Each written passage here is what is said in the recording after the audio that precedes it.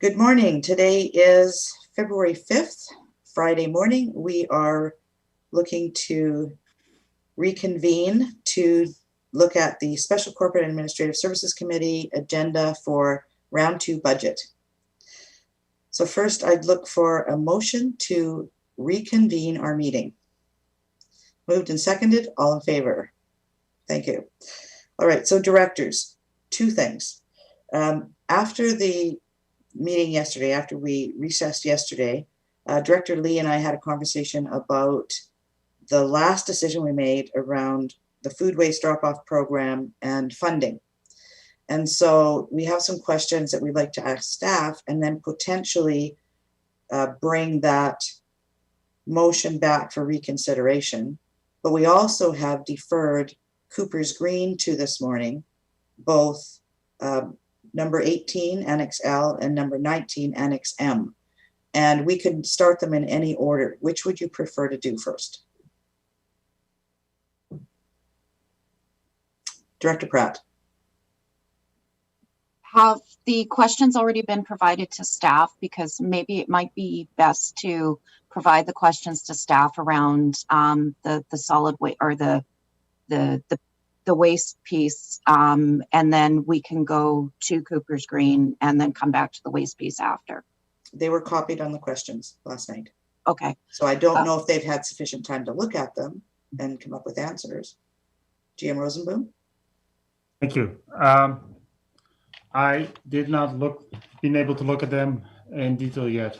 Okay. So from that perspective, a start with Cooper's Green would be appreciated. Perfect.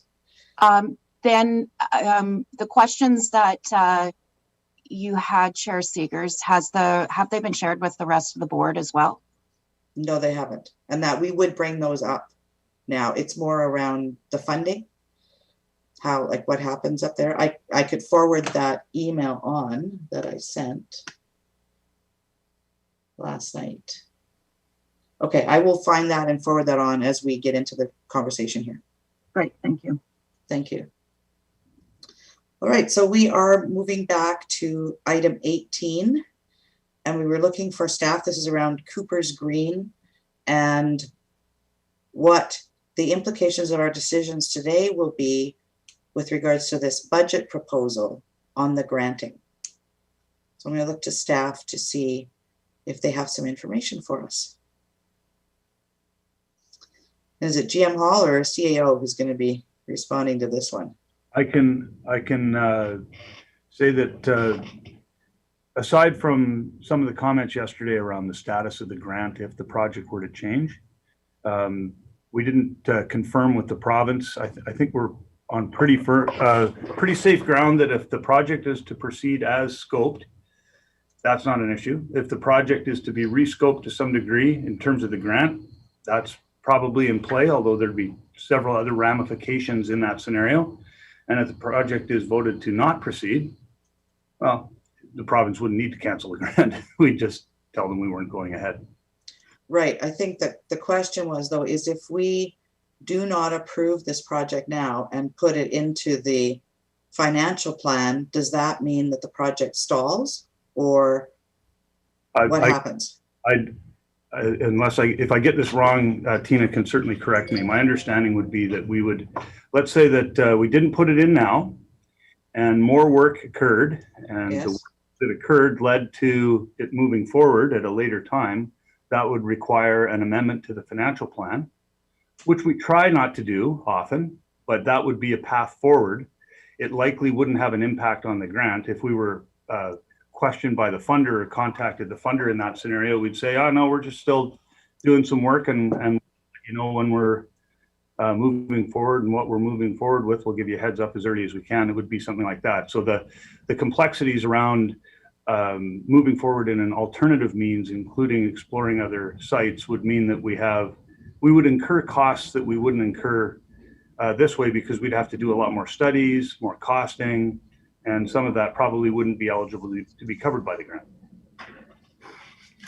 And if I got any of that wrong, please rescue me, Tina or Ian, but I think I'm right from a funding perspective. Okay. Director McMahon, you had questions about that. Yeah, I'm going to try and tackle this from the other end. So if what we're looking for is some rethinking of this project, but not cancellation, what's the decision we need to make right now?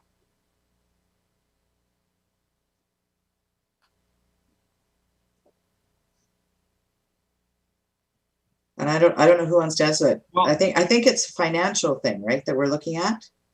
Well, there's some financial questions that you'd laid out, and so I guess I guess to some degree one of the questions would be, is the recommendation as placed in the package, if that was to either A, if that's going to be called for a vote and voted down, or B, someone's going to propose a different vote. If the vote is to do more work or to come back, do further investigation, I mean, that's what we'll do. If that investigation leads to a significant rescoping of the project or relocation of the project to another location, then we've got to do a lot of backtracking to do new costs, new estimates, new investigations like that. It ups the complexity, it changes the timeline, and it probably definitely increases costs that we will have to absorb, that we wouldn't have to absorb if we were to proceed as it is scoped now. Did I miss some stuff there, Ian, or is that basically the gist of it?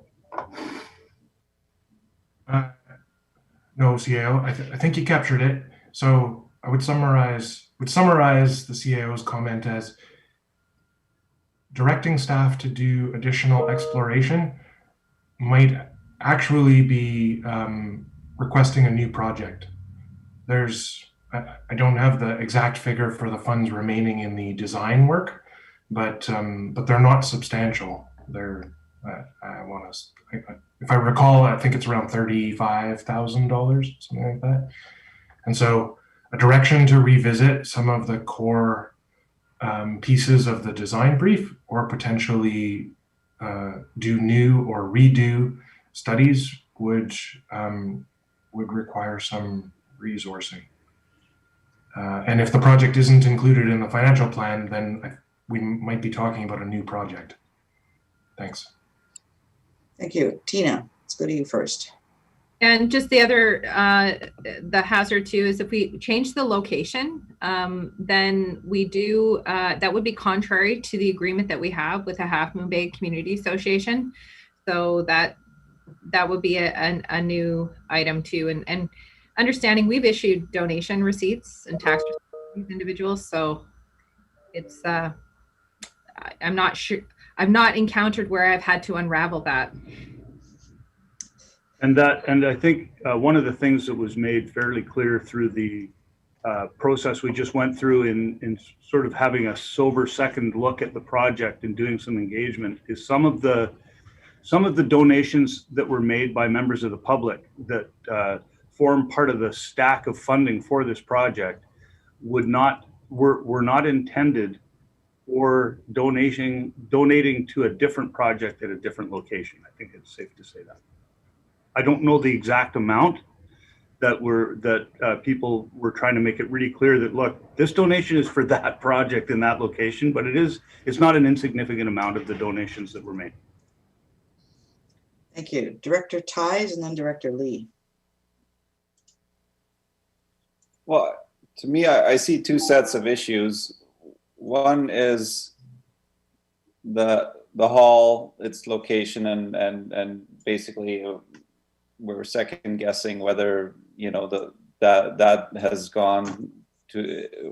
has been created in a way that we're willing to vote for it. The second thing is that we haven't really created what we really need is a capital asset acquisition policy that answers a lot of the questions that we still have around who's going to pay for that asset once it's done, how much is it going to cost. We should have an asset management plan in place. We should know the HR implications. We should know all those questions that Director McMahon has. And I think that the recreation facilities back in 2007 included the things have been created and those implications were not considered. Well, now we have a statutory obligation to have an asset management plan in place. And to me, it makes absolutely no sense to not put one together and to not know the full implications of building this building before we build it rather than after we build it. And I know that this complicates things a whole lot and it is going to create a whole lot more staff time, but I think it would be the prudent thing to do. We're not homeowners here who are just going to slap up their house and then, oh, okay, well, we'll maintain it as we go. No, we need to be accountable, and we need to be accountable for statutory reasons, but also we need to be accountable to the public. So I think there's a big difference there. So I think there's these two things that need to be answered, and both of them require more work.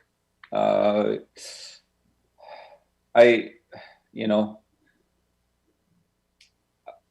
don't know. I think maybe this can still work in the location as it is, but we have some questions that need to be answered before we can say yes to this. That's my issue. All right, Director Lee and then Director Hiltz. The one question that I have is, if we delay this and we're not sure of our scope, we're going to have impacts on staffing decisions.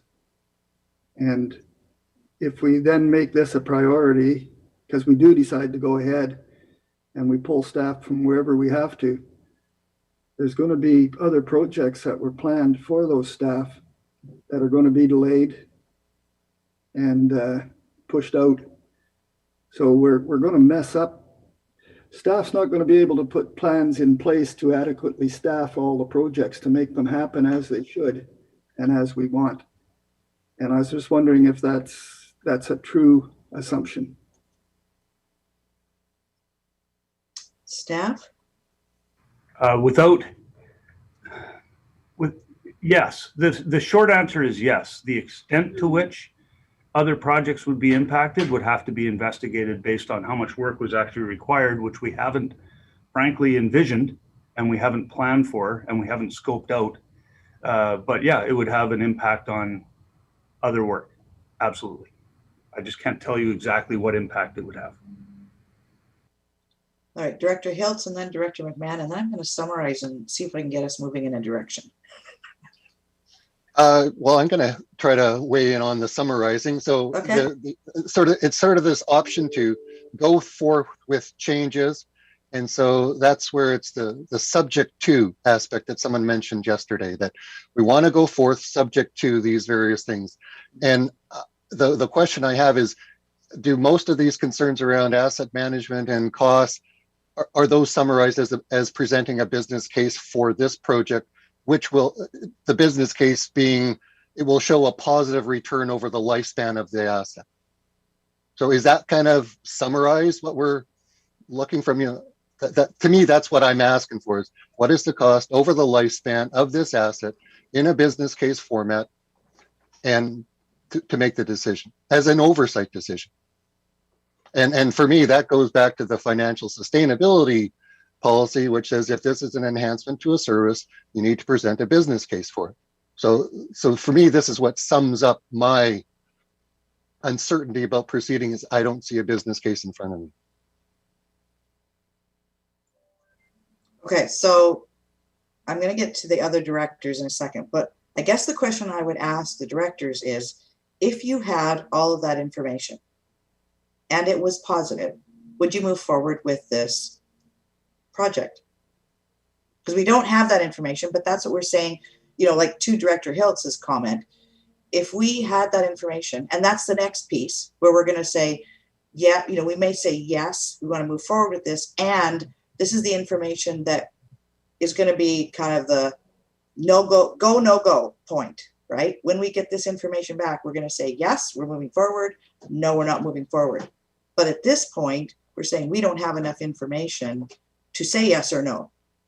So, you know, if we move this forward now, but then put in M, in our next piece, all of these things that we talked about yesterday, some additional ones you've come up with today, and say, okay, staff, this is going to determine the final yes or no on this project, because this information is still missing. All right. Director McMahon, Director Ties, Director Pratt, and then Director Lee. Okay, so Director McMahon. Okay. In my view, if we're going to do this project, we need to do it right. The recreation referendum and the subsequent buildings were not done right. Among other things, the estimated costs were completely wrong. The whole thing ended up being vastly more expensive than anticipated. So if we do this right, it's also an opportunity. It's an opportunity to put the proper policies and procedures around capital project into place. And it could be an opportunity to build a showcase building that's up to the best climate standards. So I think it's always worth investing the time to plan something properly in the first place, because otherwise you end up being sorry. Having done a lot of home renovation projects without planning them properly first, I can attest to what goes wrong. All right, Director Ties. Yeah, I think as to what your question was, Director Seeger's chair, is answering those questions will be great. Of course, in the manner that they're answered will certainly determine the go, no go. So as I said, there's two prongs to this one.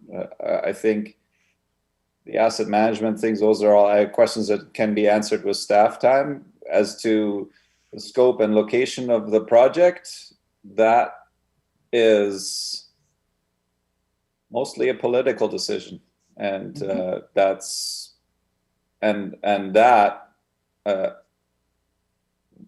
we need a bit more information, but ultimately it's a political decision. Thank you, Director Pratt, and then Director Lee.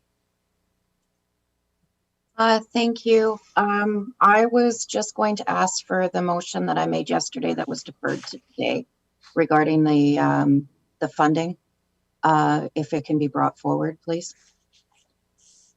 Tara?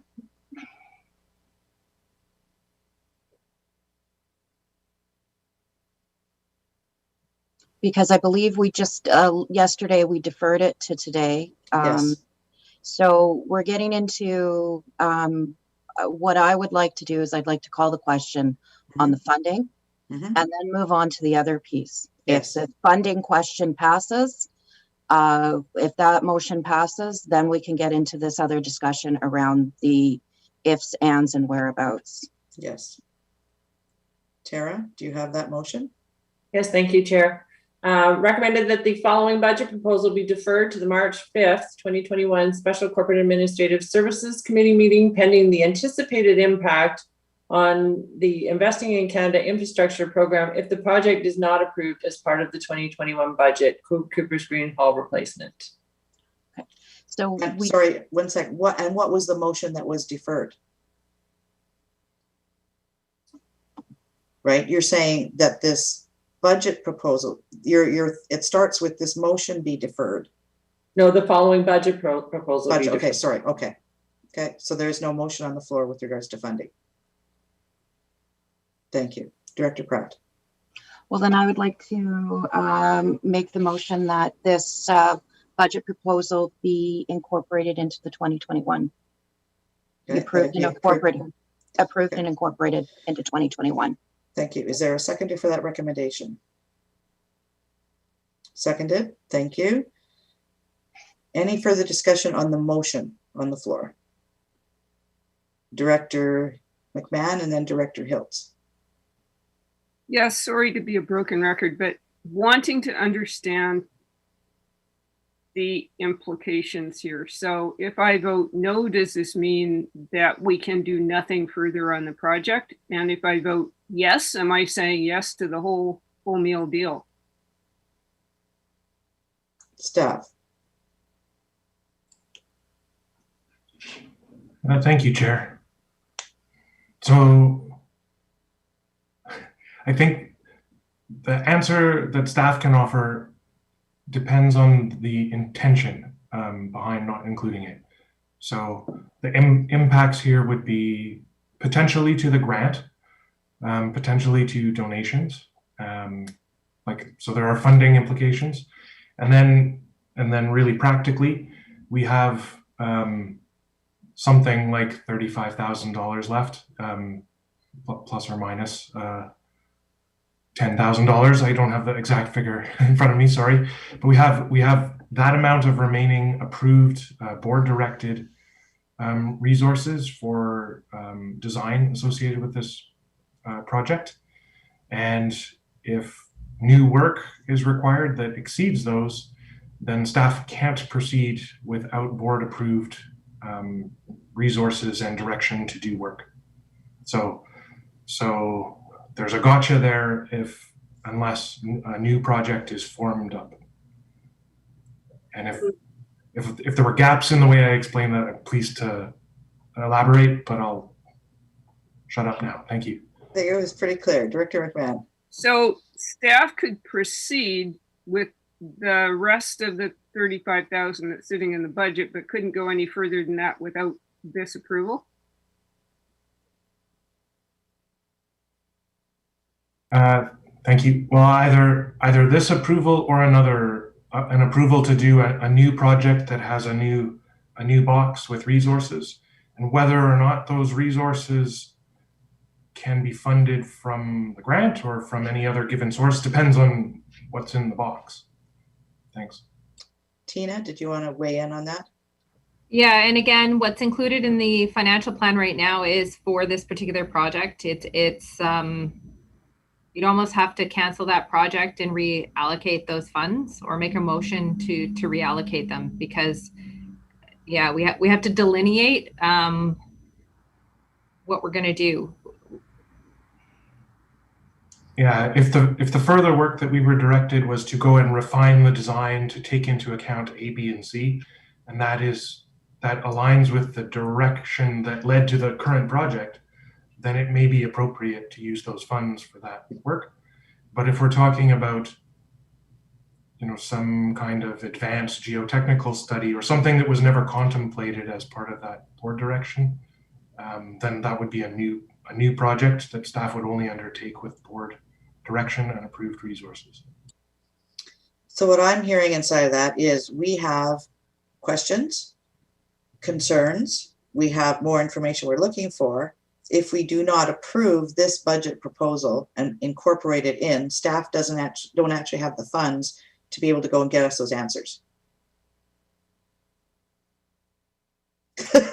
Well, depending on what the questions and concerns are, Okay. then yes, because there is a body of information supporting the project to date. So it is possible that we can provide the information based on what we have. But if new work is required, then yes, Chair, your summary is correct. All right, Director Hiltz, Director Tives. Understanding is getting closer. So the 525,000 of the SCRD contribution, that's almost a placeholder at this point, I guess, because that's until we know what the total cost is and what the SCRD contribution. So it's not really limiting an upper or lower. That number can change as the project unfolds. So it's I guess we're talking about the current. I'm trying to understand the current resources, and that's that 35,000 with a plus or minus of 10,000 that's available. So yeah, I think that's my understanding of it is. So you say yes to the project. work within the current budget to formulate more information, bring it back to the board in terms of with that updated information to go forward. I think that's my understanding of letting the budget proposal go forward as presented. Yes. Director Ties and Director Lee. So I see some similarities here between the site C dam and what we've got going here. We were handed a lemon. We can choose to make lemonade, or we can see if we can hand the lemon back and buy a grapefruit instead. But it's not that I like grapefruits, so that's not really works. Doesn't work for me. But anyway, so this is why we're waffling. But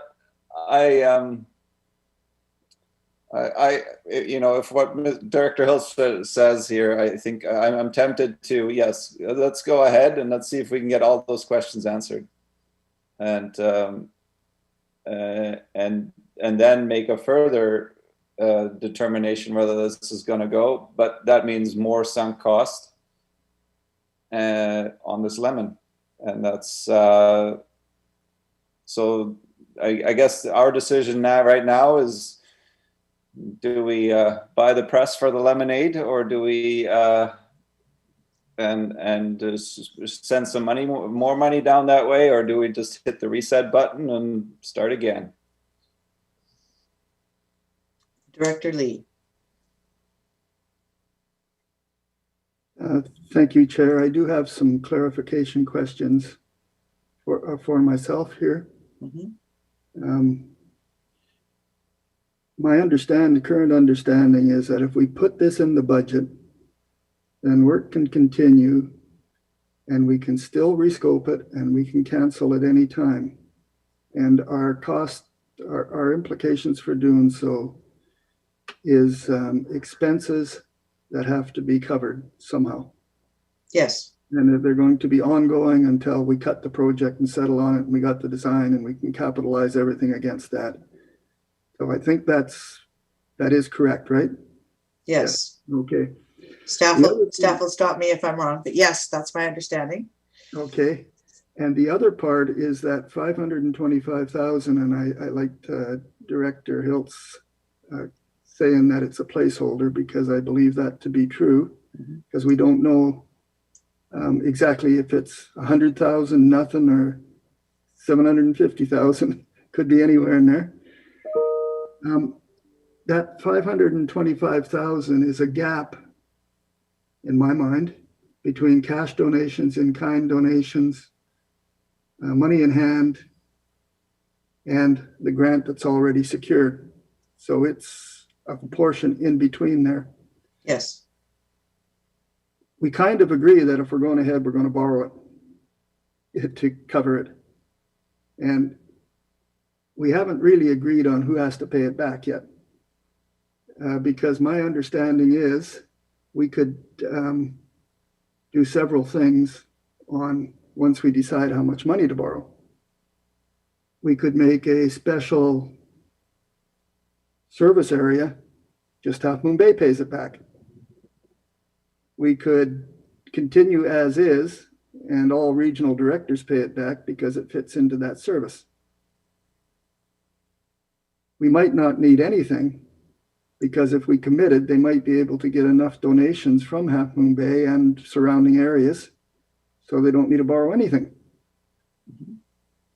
So my take on the 525,000 is a placeholder. There's lots of ways of funding that gap, and we'll deal with that when we get there.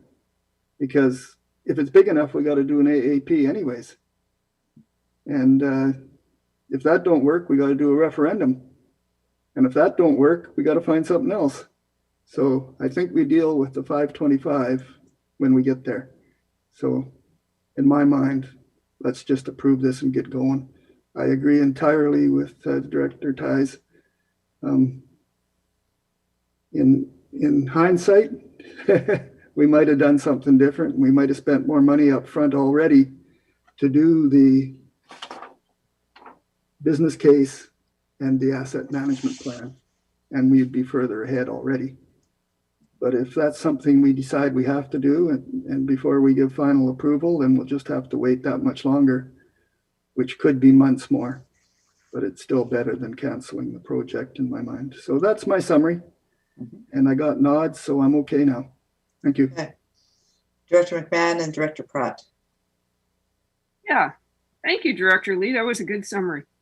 And that's just in terms of some of the things that we have to look at. The policy about who pays for community halls is got to be on that list. Because if it was only Area B paying for this, I think that we wouldn't be mired so much in this difficulty. But you know, my area is going to be paying for a hall that they may not make any use of, and Area D will be paying into it when they don't have a community hall at all.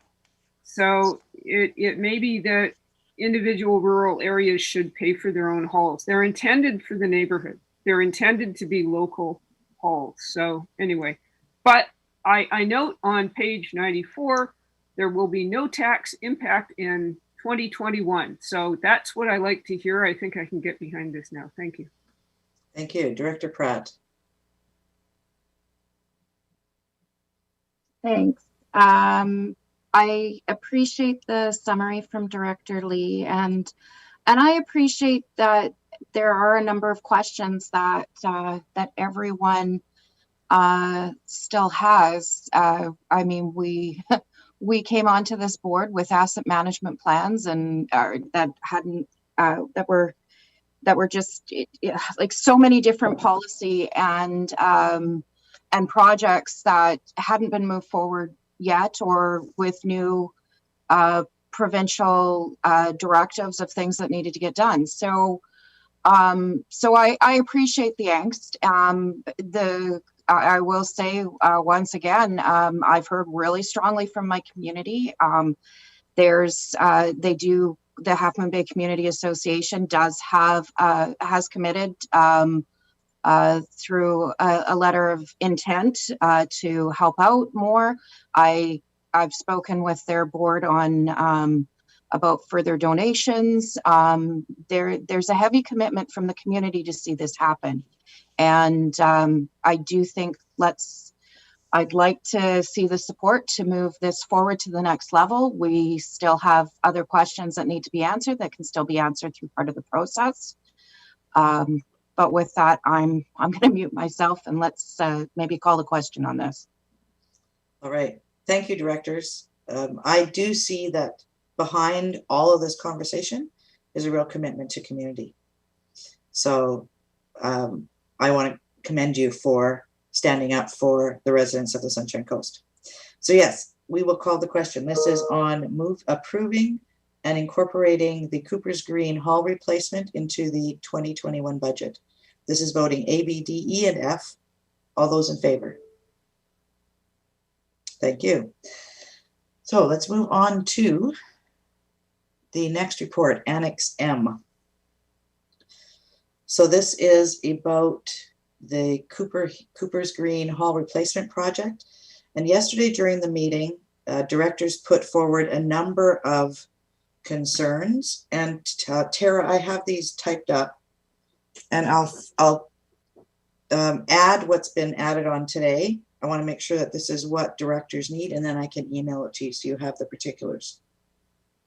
So I sent out an email last night with what I heard yesterday.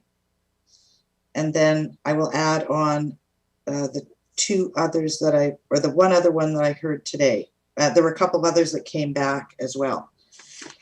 So what I have is that in order to go forward, these are things that directors would like further information on.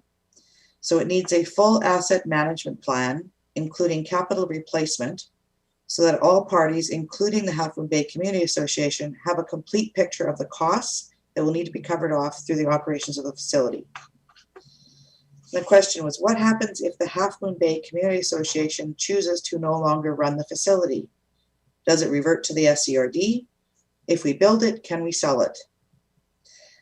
There needs to be a full and clear operating plan. Who is responsible for what components?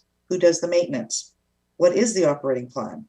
Will the Half Moon Bay Community Association need to do regular maintenance and cover off capital replacement costs? If not, then who will be financially responsible for those costs? There are concerns about the scale and scope of the project. Will the facility continue to be able to be used in the current location for 100 to 150 years? So if we're building for 100 years, the building should be at the least net zero ready, preferably net zero emission standards. We need current information. The numbers that we're working on right now are based on a 3-year-old Class B estimate, which is plus or minus 15%. So the plan needs a full financial review. If it gets built now, there are concerns about cost overruns versus potentially no overruns with a scaled down project. Then this gets into the policy. So a policy around community halls. Is it being built as a community hall or a rental hall for weddings? Is it a community hall or a business venture? Then parking needs to be addressed. A boat ramp needs to be addressed. Then the ones that came out this morning were a business case, capital asset acquisition policy, social procurement. The HVAC should be reviewed in context of COVID, and the whole piece about a policy on who pays for community halls. Turn that off. All right, is there anything else that I missed? Director Pratt. I'm just wondering if these are questions that we need to have answered in conjunction with budget, or if we can just make a motion to have these come back from staff in a report later. Or I think that's the direction. We just want to make sure we've captured everything to be able to give to staff. Thanks. Right now, except for the final ones that you put forward this morning, the rest were emailed to you last night. And I can add the additional ones and forward those to Tara. Director Hiltz and then Director Ties.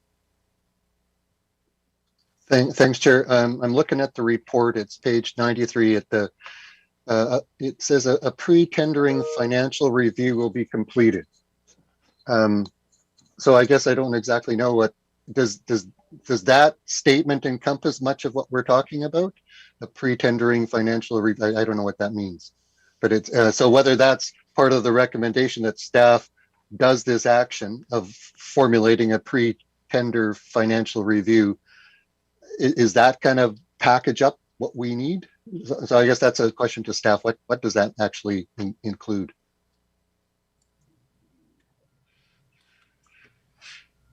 Thank you for the question.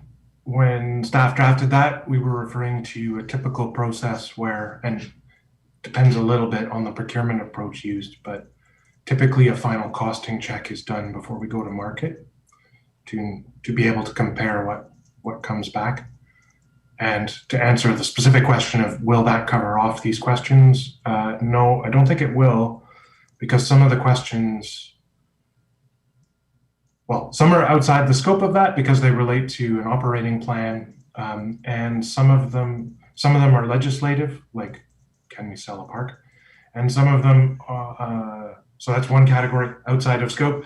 The other ones are some of the questions that were raised are changes to the design brief. So things like net zero ready are changes to the project, which staff would have to consider and potentially report back on if that's directed, but we wouldn't leave that until tendering. Thank you. All right, Director Ties. So 2 more questions I have is, you know, if this is a 3,000 square foot hall, why are we looking at close to $1,000 per square foot? Like, that's something that I just don't understand. I mean, even if the $300 per square foot pre-COVID has now turned into $500 per square foot, that's still half the price of what is being quoted. And the other thing is HR implications. So depending on who manages the asset, who runs it, and who manages it, those are HR implications that aren't necessarily captured in an asset management plan. So, you know, how many FTEs are we adding because of this haul? Those are two more things that I thought of. All right, Director McMahon. Yeah, another one that occurs to me is I believe we're in the midst of reviewing our policy on fees and charges for recreation, like hall rental fees.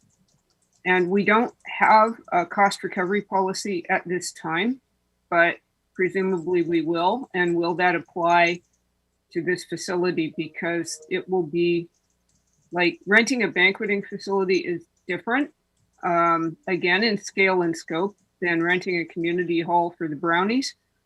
So, you know, there's a whole piece there that how will that fit in with our existing policies or our soon to come policies? So I put as policy on fees and charges for recreation are being reviewed.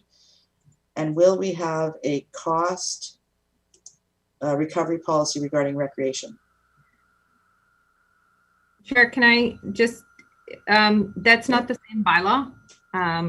So recreation is not, the recreation review is for a different bylaw. Halls are through the parks bylaw.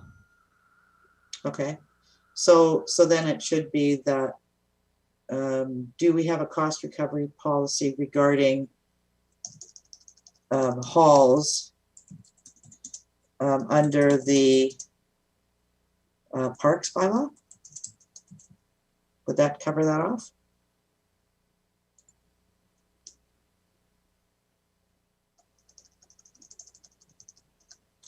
Sorry, I'm typing these as we're doing this. Okay. Director Lee. Yes, I was wondering if we could put the questions and that we want answered off to a future committee meeting. And that would give us a chance to actually vet the list, or perhaps have staff organize the list into something they can action that we can approve. Because I hate doing these things ad hoc, we get them wrong. So if we were saying this is something like the list we want in the future, maybe we can get going. Okay. I think we're going to want to put something in, if we put it in, just looking at process now, if we actually put this list forward that we just generated, it will actually come back to us in a draft in the agenda, right? That we have to then approve, which gives us another opportunity to look at it. Do we want to maybe just take this list and refer it to staff at this point and say, here, go away and do this? Or, I mean, I don't know how to do this in that we continue to look at it, but also we have staff give it a brief kind of overview. Yes, CAO. I wonder if one of the things that we might be able to do if staff were referred the list, let's say, we could look at the implications of the list's items in terms of some of the things on the list we may have an answer for in the work that's been done previously. Some of the things on the list we might not have an answer for, but it would be easy to get the answer. Some of the things on the list we might find are really hard to find the answer for without spending a whole bunch of additional money and time. And some of the things on the list may require us to review policies, procedures that have not been planned for in our work plan at this time, may require significant staff time investments. We don't know what the implications are until we've had a chance to check it out. So what we could bring back is, thank you for the list. Here's the implications of what it would take. Here's some answers. Here's what it would take to get the rest of the answers. How do you feel about all of that? That sounds good. The financial, staff time, and policy ramifications. Okay, Tara, can you put that into some kind of recommendation? So we're looking at staff time implications and policy implications? Financial, staff time, policy, I guess, yeah, the implications of, what would it take to investigate all these things? And once you know the answers to that, will you still want us to do that, and will you direct us as required? Perfect. All right, and I sent Tara the list. I sent everybody the list. Everybody should have that. Sorry, I didn't copy Tina, I don't think. I can do that. Oh no, I did. You're on there too. All right, so everybody's got the list. Director Hiltz. Thanks. Yeah, just wanted to chime in on CAO McKinley's discussion or points that the formulating. So that body of work requires some resources. So that's the question: is there enough within the current resources to do that, or that's the question: is there enough resources to do this work that the board is directing staff to do? My understanding with the recommendation we're putting forward is staff are to come back and tell us what the implications will be with regards to staffing, financial, etc. So then we determine what direction we want to give them. Does that answer your question? So there's enough to get that part done. CAO? Right, that's okay. The question is, do we have sufficient staff resources? Maybe GM Hall. I think you've been following what's going on here. Well, to connect the CAO's suggestion about process to the director's question, I think some of the things on the list are 30-minute researches. Others are probably 3 weeks, maybe even 3 months. It's the board's prerogative to decide, well, through the CAO, to decide how resources are deployed. So once the board knows what's involved in achieving levels of resolution on each of these areas, then the resourcing decision can be made. So in other words, we're going to get further information back on what it would take to fulfill all of these various things, and then we determine which we want to have move forward. Yeah. Okay. Thank you. Director Lee. When do we want this done? In other words, are we expecting it before the March final budget, or are we expecting it after that? All right. I think we need to look at staff to say, what is your capacity to come back with this, so we can actually look at what kind of time frame we want to put in this. CAO? I guess and I'm not gonna, I'm not even gonna try to guess at what Ian's team's capacity is, but if what you're asking us for in a preliminary matter is just what would it take for us to provide all this stuff, then that's probably something that we have some capacity to do, because that's just scoping out the size of the request that you may be making of us. And if I got that right, like that, it's a totally different thing to try to answer all the questions than outline what it would take to answer them. Yes, we're looking at what would it take to answer them. Okay. Tina, did you want to jump in with anything? Well, I think it was just the timing with just understanding the intent to ensure that, is it to revisit this particular motion, and because right now, if this goes to the board, it gets approved, it'll be in the financial plan. So if there's any amendment to that being contemplated, is just kind of what my, just understanding the intent. Okay, I think the recommendation is that staff come back with the implications on staffing, financial, etc., with regards to these questions that the board has on the Cooper's Green Hall project.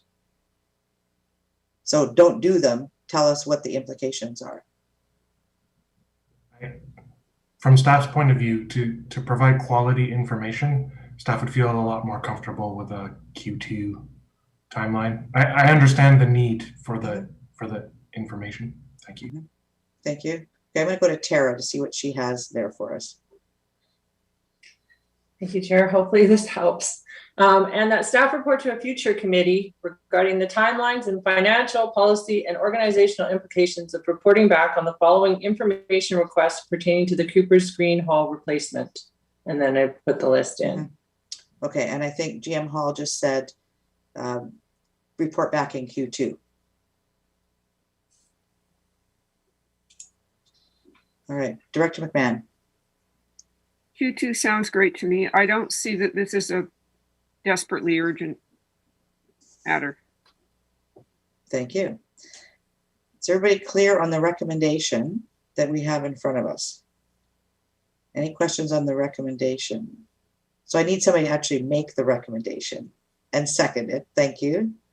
All right, seeing no further questions. This is again A, B, D, E, and F. All those in favor? Thank you very much. All right, so now we're going to go back to item 22. And I apologize to staff. It sat in my draft last night, and so it's a good thing Director Pratt mentioned that. I went and looked for it and found it in my draft, and then I forwarded it on. So I will read the question. So this is basically premise that we are looking for some information or clarity on. So currently in Area A, sorry, and I have to just bring this up on my screen where I can read it. Here we go. I keep clicking beside it and missing it. Let me move it over. So currently in Area A, all waste and organics go over the weigh scale and they pay the corresponding tipping fee. That tipping fee currently covers the cost of hauling to the Seashell landfill of all solid waste and organics that are mixed into the load. If the organics and other waste still go across the weigh scale and pay the tipping fee, it are separated so that the volume hauled to the landfill is reduced by approximately 45%. That's what Gibson's found when they did theirs. Does the cost to haul the remaining waste to the Seashell landfill go down? If it does, then the savings from the cost reduction to haul the solid waste to the landfill should be available to be diverted to partially subsidize the cost for hauling the organics. Then there may be a partial increase in taxation required to make up the difference. So I guess what we're looking at is how is the cost for hauling paid, and is this premise actually correct or not? Thank you, Chair. I'll go over some items that were discussed by you now and in the email earlier we received.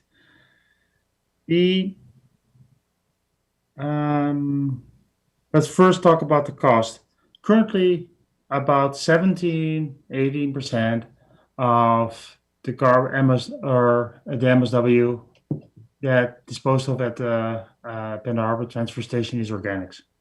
That's based on the 2015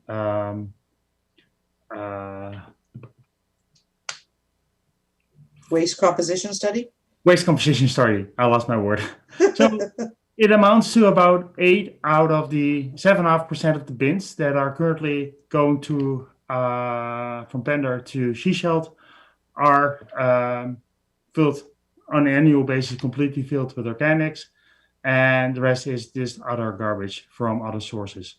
So it's way less than 45% because the 45% is only residential garbage, while all the material that's being transferred is, of course, way more than only curbside collection materials. Okay. So the actual amount is less. That's one thing. Second thing is that our current contract, as well for the operation and the hauling of the materials from of the hauling of the Bender Harbor transfer station, as well as the hauling to Seashell, as well as the processing of the materials by our landfill operator at Seashell, are in both cases not related to the exact amount of material processed, but for example, Seashell, the operator, costs are more related to the actual opening hours of the landfill. The more it is open, the more they have to be available to accept and process materials. So there is not a direct connection currently between amount of material delivered at one of the two sites and the actual processing cost. And this will be further clarified in the upcoming report on fixed and variable cost for the operations of both sites. And several of the contracts related to these services at both sites are up for renewal in next year in a bit. So there might be an opportunity for the board to provide some direction if they want to on how those contracts could be structured. However, if the desire, and we also realize that there are actually 3 to 4 factors at play here when we're considering fee structure for this program at the Pender Harbor transfer station. First is, of course, maximizing the participation in the program. Second one is financial sustainability, convenience for staff, and convenience for customers. And what I understand from the email and your introduction is that there's a concern that the incentivization for customers to take part in the program is not there, or is less because they are paying the same fee currently as per the board direction as the as MSW. If that's indeed the case, one option to change that is to introduce a $0 tipping fee for this material.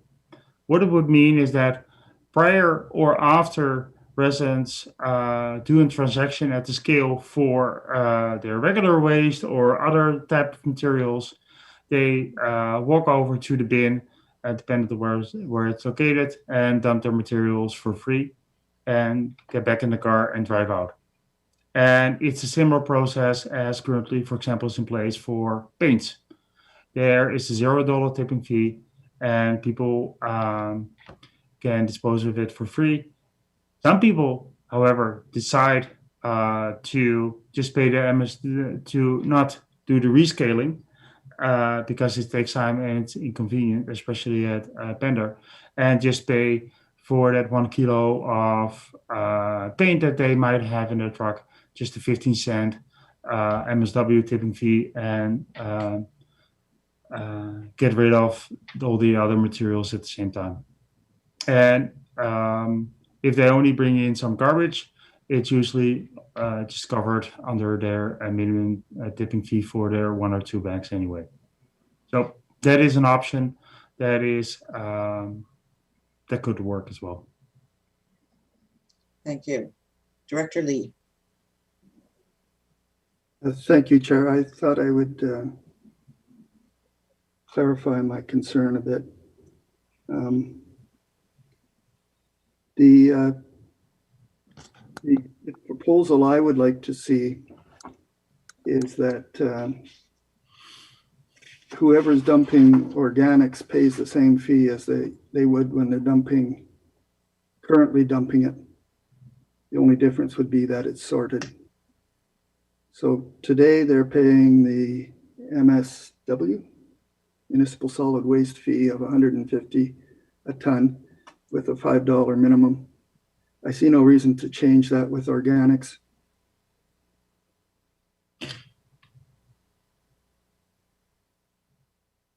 Sorry, Chair. GM Rosenboom would like to. Okay, thank you. It's our understanding that it is the current board direction from the board that it's funded. All the costs are funded from tipping fees, and that residents will pay their MSW rate if they go over the scale. So that's how we work. That's what our understanding is of the direction we received yesterday. I think that's exactly what directly is proposing.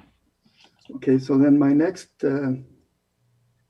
concern is that we were proposing a taxation top-up, and I can't understand why we need a taxation top-up when actually the organics should be cheaper now to dispose of than garbage. Because if I look at the process to get rid of garbage, we truck it to the Seashelt landfill, we weigh it, and then we bury it, and we bear the cost of burying it. And the cost of burying it is directly tied into the volume that we're being used at the landfill, and the cost of covering it at the landfill, and the cost of closing the landfill, which is extremely expensive. And with the organics, if we just simply take it to Salish Soils, they pay for weighing it, and they pay for disposing of it. They don't bury it, they turn it into dirt. So it's got to be cheaper to handle organics than it is solid waste. So I don't understand why we would be proposing a taxation top-up. Okay, and I think, Director Lee, what I heard, and GM Rosenboom can correct me on this, was that the cost for hauling and burying does not vary based on volume at this time. There may be some savings with regards to closing the landfill because we're not putting as much volume in, but the other costs are fixed. The volume does not, if we reduce the volume, it does not reduce our costs for hauling and burying at this time, because burying is based on hours the landfill's open, not volume that's dealt with. And those contracts are coming up for renewal in the next couple of years. But that assumption then is also that the trucking from Pender to the Salish Soils cannot be, let me put it a different way. The trucking that's for garbage, what's garbage, is not based on volume and not based on number of bins. It's a fixed price contract? Yes. That's terrible. And those contracts are coming up for renewal in the next couple of years. Maybe I can put a Yes, please. The benefit of that they are fixed is that if the amount of garbage increases like it did last 5 years, and the contracts are in place, let's say for a couple of years, 5 years, there's no increase there as well in cost to us.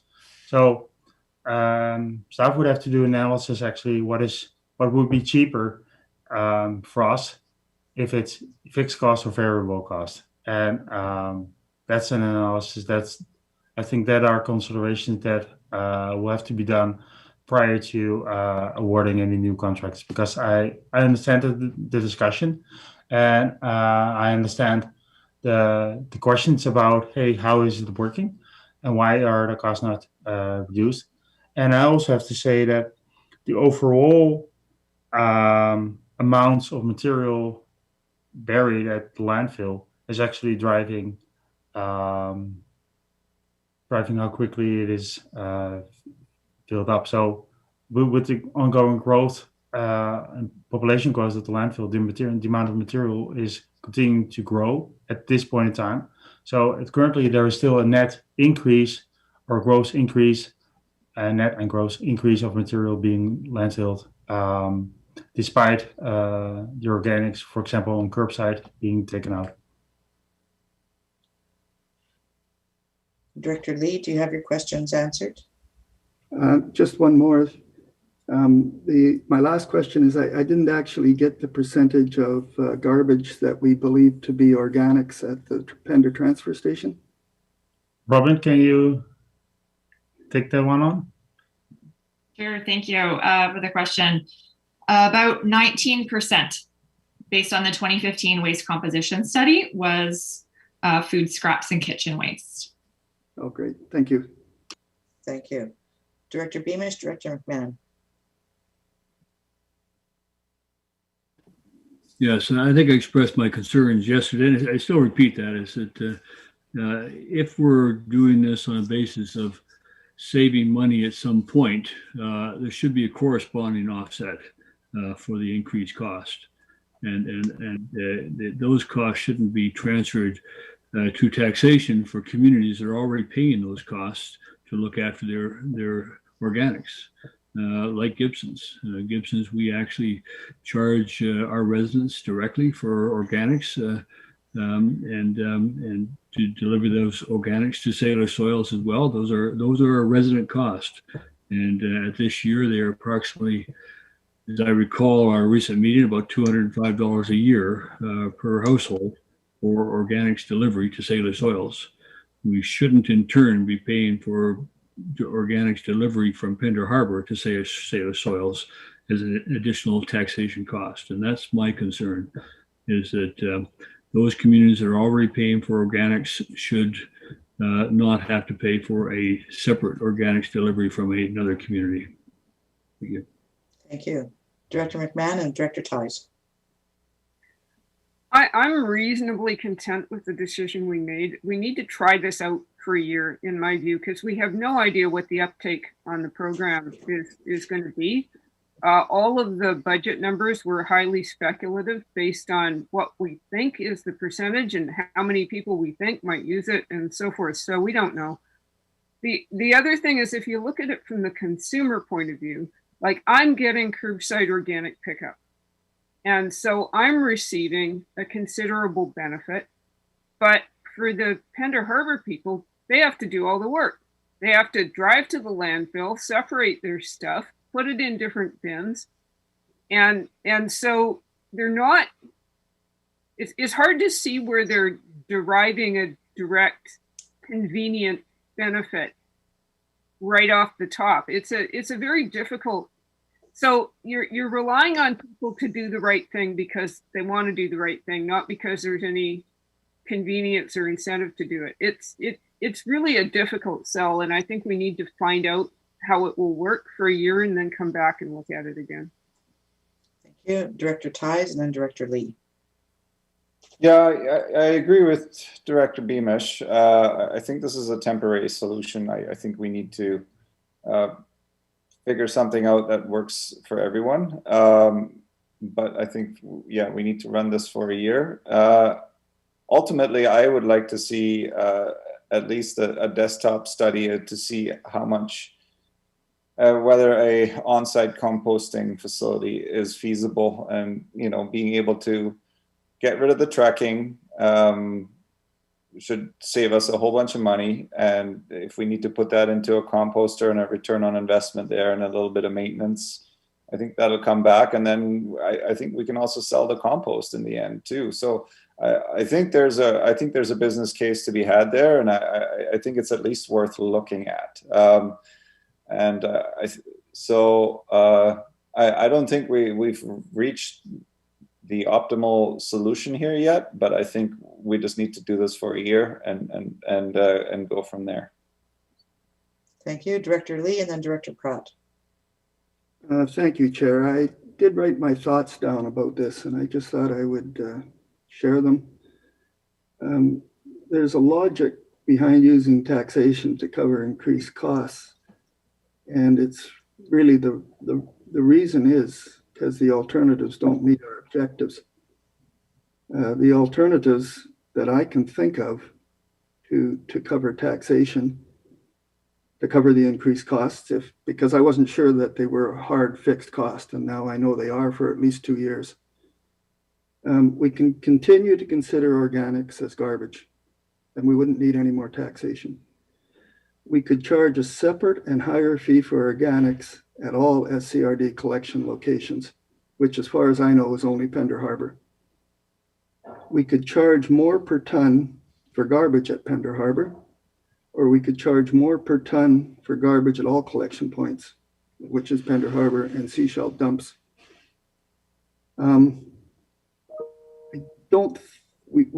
We've talked about charging more per ton for garbage at Pender because it cost us more. We have to truck it down to seashell because we closed the Pender dump prematurely. we could charge a higher fee for organics at all location collections, and I don't think that would work. It's too much of a disincentive, and people wouldn't separate the organics. I don't think we want to consider organics as garbage. It's too expensive at our dump, even though we can't quantify it, and it's the wrong thing to do. So in my mind, I think we need to charge more per ton of garbage at all collection points, Pender Harbor and Seashelt, because that's where the ultimate benefit is going to be in the expanded time frame between now and closing the dump. So that's why I asked, one of the reasons I asked for this to be revisited. I believe we made the wrong decision on using taxation. And the other problem is that we're going to have to charge more per ton for garbage anyways, because as we divert these organics, our costs stay fixed. So we have to cover those fixed costs somehow. And I'm not interested in taxation to cover fixed costs for garbage dumping, which is really what we're talking about here. So that's my thoughts. That's what I wrote down here last night and this morning. Thank you. Thank you. All right, so we're not going back to revisit the decision we made at this point for Annex P with regards to the Pender Harbor Transfer Station food waste drop-off program. We're going to move on to item 23, Annex Q. This is Seashelt, Landfill, and Pender Harbor Transfer Station operating hours and schedule considerations. Chair? Yes, Chair? Director Lee? Mm-hmm. I believe the decision we made yesterday was to use taxation. Yes. I'm actually proposing not to use taxation, but to increase the charge. Increase tipping fees? Yes, increase tipping fees for both Seashelt and Pender. Okay. We'll look to Sherry. So this would be a reconsideration of the recommendation that came forward for Annex P. Thank you, Chair. So a member on the prevailing side of that vote may bring it forward, and the board should vote on whether or not they want to reconsider first, and Yes. then you start all over again. It's as if that recommendation was not made and you're starting from scratch. Okay, and it's a 2/3? Sorry, majority? it is a majority vote. I've double checked that. Yes. Thank you. Okay, so the first motion that we would need to have on the floor is to bring back the previous motion for reconsideration. Yeah, move that. Is there a seconder for that? Seconded. Okay.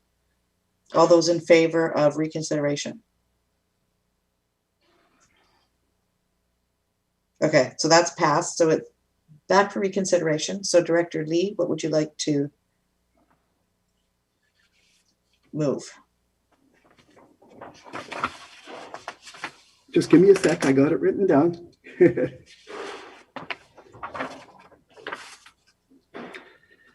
That the report titled Pender Harbor Transfer Station Food Waste Drop-Off Program Tipping Fees be received, and that the Pender Harbor Transfer Station Food Waste Drop-Off Program be implemented as of July 1st, 2021, and that this program be funded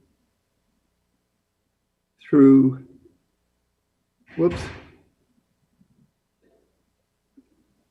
You want through tipping fees? Yes, that this program be funded through tipping fees through 350 Regional Solid Waste.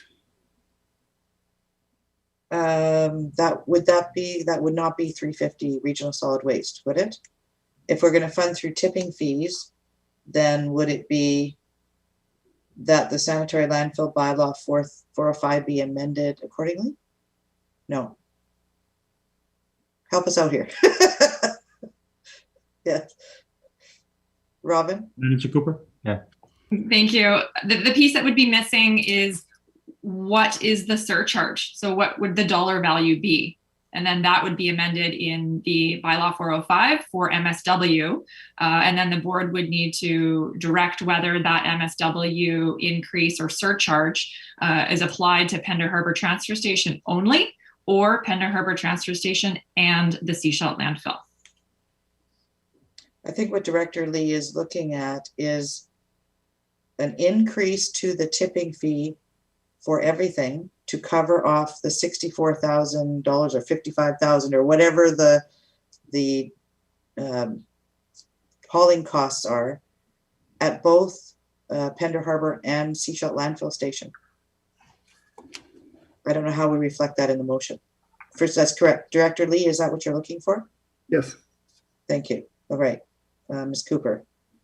Thank you. If based on the direction to have the surcharge be implemented at both sites, a $5 surcharge or a $6 surcharge to municipal solid waste at both sites would be adequate funding. And then I'll just let our corporate officer jump in if something needs to be clarified in the bylaw amendment for 405. I would like to add to that is that given that this is also then this tipping fee will be valid for all MSW at disposal at Seashell landfill, it also will be applied to all the MSW curbside collection from all member municipalities, Right. including Town of Gibson District Seashell. Right. So in other words, you're saying if we're looking at a $5 per ton increase in cost, that will be, is that only going to give us $60,000 or $55,000 in a year? Correct, based on 2019 tonnage data. However, should the tonnage go down, then a $5 surcharge might not be adequate.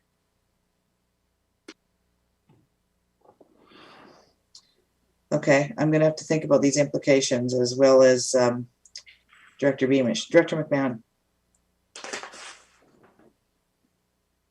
Yeah, we're operating on the fly again, which always makes me a little nervous. But if there were a surcharge put only on Pender Harbor, what kind of a surcharge would they be looking at? That's Okay. Go ahead. if the committee looks at page 107 of the report.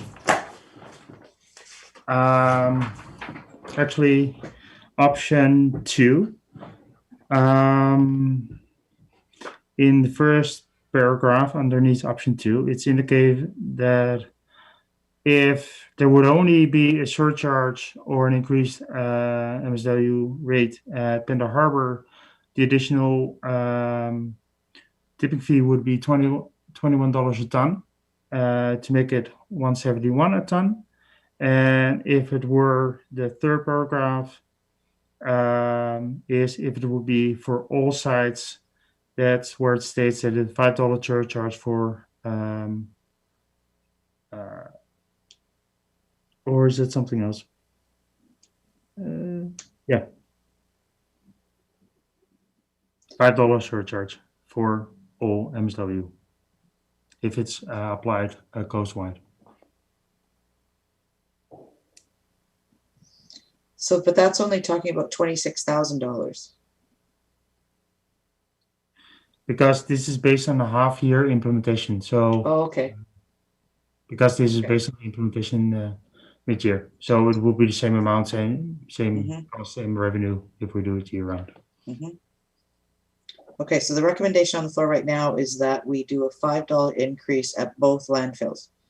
Director Beamish, speaking to the motion. What is the cost to the taxpayer to cover the cost of the hauling of the organics from Pender Harbor? If you're adding it to taxes, what does that cost to taxpayers? The hauling cost itself for an entire year are about half of it. It's about almost $25,000 for a full year. Yeah, and processing is estimated at about the same. Okay, so but what does that do? Do we know how that translates onto the tax increase, the tax bill?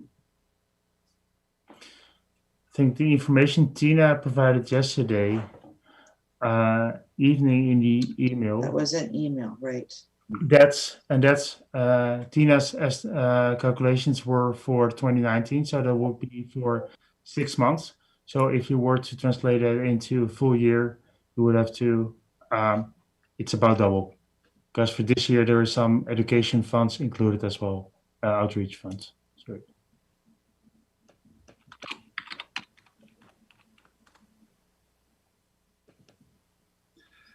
And what is the cost if we do nothing?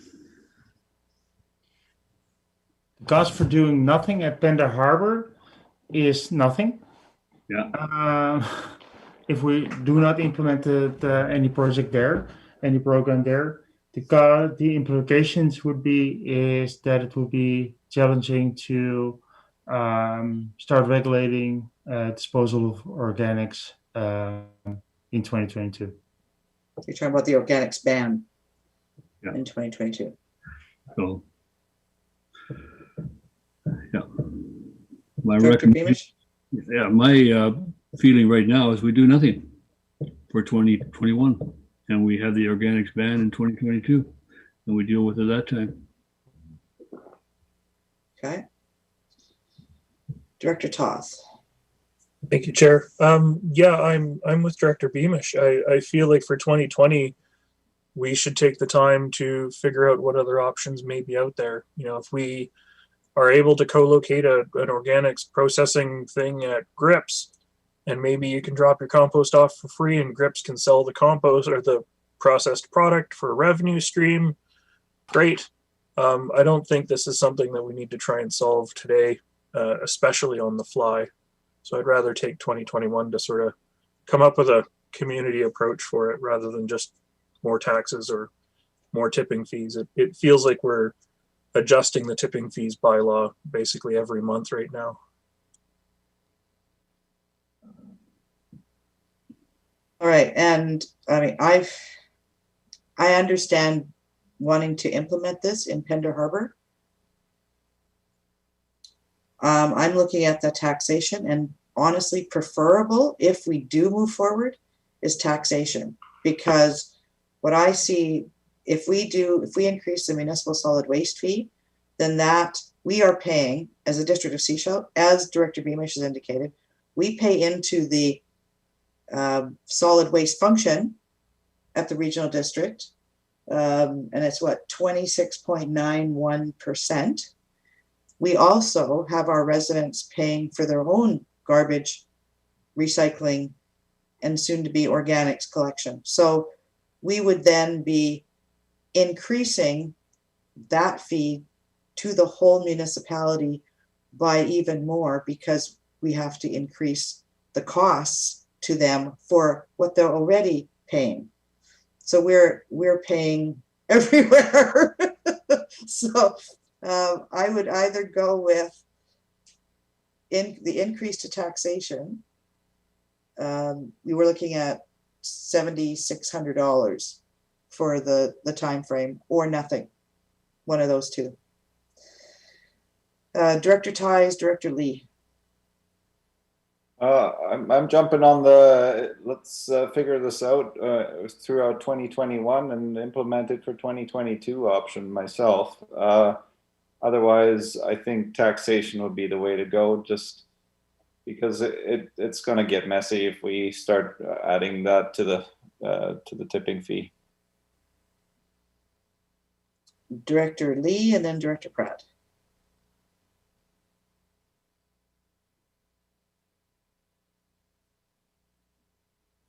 Sorry, Chair. I was making a note here. Mm-hmm. This is kind of a pay me now or pay me later discussion. If we defer it to 2022, it's a pay me later, and we'll be paying for a higher rate later because we're going to fill up our dump and we'll be moving to either shipping or a new dump for the garbage. So we'll be paying later if we decide to slide it to 2022. And also, I'm confused about why we're collecting a lower amount through taxation than we are proposing to collect through tipping fees. I don't quite understand that one. You're referring to the 26,000? Yes, we're 26,000 through taxation, and yet we were talking 54,000 or 56,000 through tipping fees. It's the total cost for the year. Either the taxation as presented or the $5 would give us for the remainder of the year the 26,000. Over the full year would provide the full amount for the program. That's right? Yes. Okay. Thank you. I missed that point. Okay. Director Pratt and then Director McMahon. I'm getting on the hold off bandwagon as well. To me, there may be other options here rather than as local government getting into the. We can still do the organics ban, and maybe see if the community has a different solution. I think this is an interesting option that there is. I mean, GRIPS is right there, as Director Toth said. You're able to take in a number of items there, and maybe something can happen within the community. So I don't think it's necessary for us to find a solution when we may be able, the public may be able to find one for us that is much less costly to the taxpayer, or becomes a user pay option, or such as what has happened in Pender. You can either self-haul or pay a private contractor to come and pick up your garbage. We don't necessarily need to be in the business of making sure all of this is supplied conveniently. At some point, waste is not convenient. We've known this, it's expensive. There are other options out there. So I'd be happy to investigate that a little bit more. Thank you. Director McMahon. Deferring this for more study and going to the community to see if they could come up with a unique solution for Pender Harbor's unique circumstances, I could get on board with that. I could also live with a tax increase for a year as an interim measure, but it's not the long-term solution to this problem. We obviously need a better solution.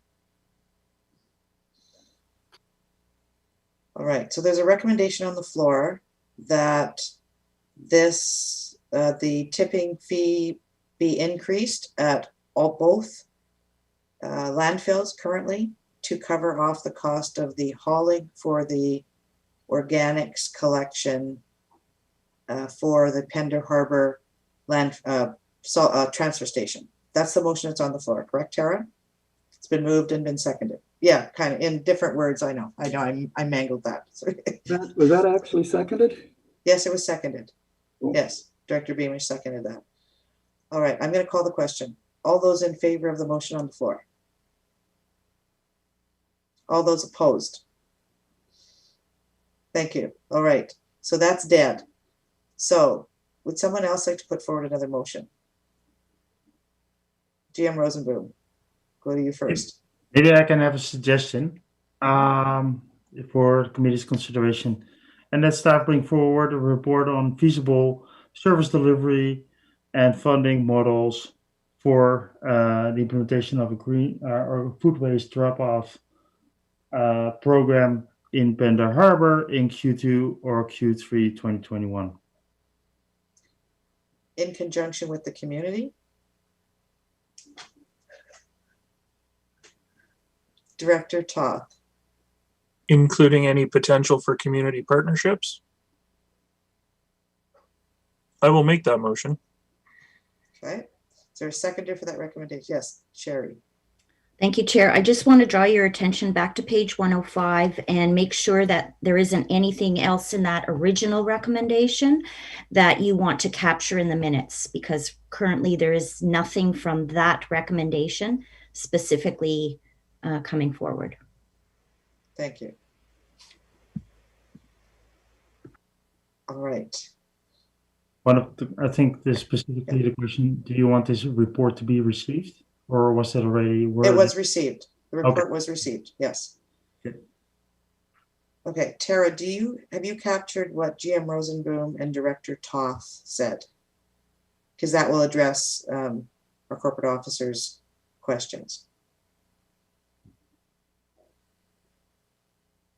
If I might, Chair, read it back just to make sure. Mm-hmm. And that the Pender Harbor Transfer Station food waste drop-off program be deferred pending staff report on the feasibility of service delivery and funding models for food waste drop-off program in to come back in Q2 or Q3 of 2021, including potential for community partnerships. Yes. GM Rosenboom? Maybe to allow for some community engagement, Q3, Q4 would be preferred. Otherwise, we might not be able to have the required discussions. Thank you. All right. Okay. Director Toth has made that recommendation. Is there a seconder for the recommendation? Seconded. Any questions or comments on the recommendation on the floor? All those in favor? Thank you. All right. Thank you, staff, for your patience. GM Rosenboom. This is more a question for our CFO, Tina. Last year there was still a budget proposal approved in terms of the tipping to be funded from tipping fees. Do you want something to be done with that one if it's deferred for another year? It needs to be removed because we can't have a fictitious tipping fee revenue if it doesn't really exist per bylaw. And I think once we realized that this was part of the purpose of this report was to rectify that. So if it's not rectified, then we do need to balance the budget. So I think some of the comments you made yesterday, which is we can't have an additional expense without the matching revenue. So I'm not clear as to what you need us to do yet. What we might need to do is just maybe I don't know if we're nearing a break soon, but maybe what we could do is just the corporate officer, GM Rosenboom, myself can maybe confer and see what steps we need to recommend. Thank you. Director Beamish. And Chair, I'd like to acknowledge and thank Director Lee for bringing this back. I appreciate the conversation. I appreciate the sensitivity to all of the communities on the coast on these issues. So thank you, Director Lee.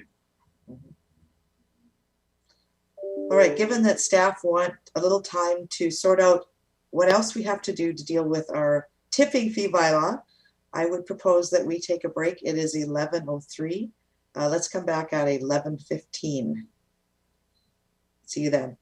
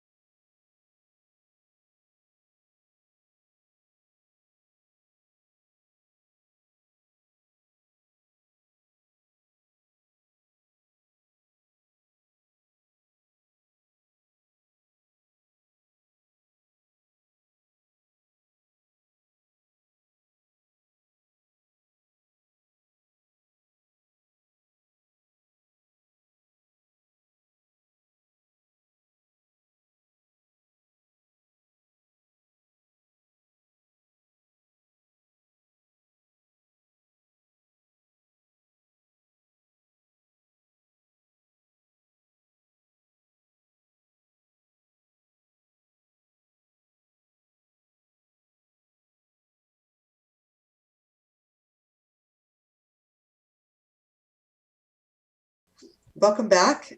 This is the Special Corporate Administrative Services Committee meeting of Friday, March 5th, and we are on round 2 budget. And before we actually get into this, I want to say thank you to IT, sitting around and supporting us, coming back and going forward and all of that. It's really nice to know we've got you there, and thank you for your support. So with regards to the decision we made with regards to Annex P on the Pender Harbor Transfer Station food waste drop-off program, I understand that staff have a recommendation that they request that we pass. Over to Ms. Perot. Yes, so and that the Pender Harbor Transfer Station food waste drop-off program funded through tipping fees in the amount of $54,000 be removed from the 2021-2025 draft financial plan. Thank you. Would someone like to make that recommendation? Moved. Is there a seconder? Seconded. All those in favor? Thank you. Let's move on to new stuff for today. Annex Q. This is on page 110 in our package. So do staff want to go through this, or do you want us to just look at the options? This was presented to us previously. We talked about this at committee. So on page 113, there are some options that are, 112 and 113. There are some options before us for a decision. GM Rosenblum. Chair, thank you for the opportunity. At the committee meeting at February 11th, there were some questions about the duties of the skills attendant, the site attendants, what they're doing besides waste screening. So at page 111, we listed some of the duties they're doing on a daily basis or a weekly basis to give the committee a little bit more insight in what their role is at the site. Thank you. Thank you. Directors, Director McMahon. Okay, so in the previous report, there was a proposed schedule on page 120 for the Seashell landfill, which was basically 9 to 5, Tuesday through Sunday. Which of the options in the new report would support that opening schedule?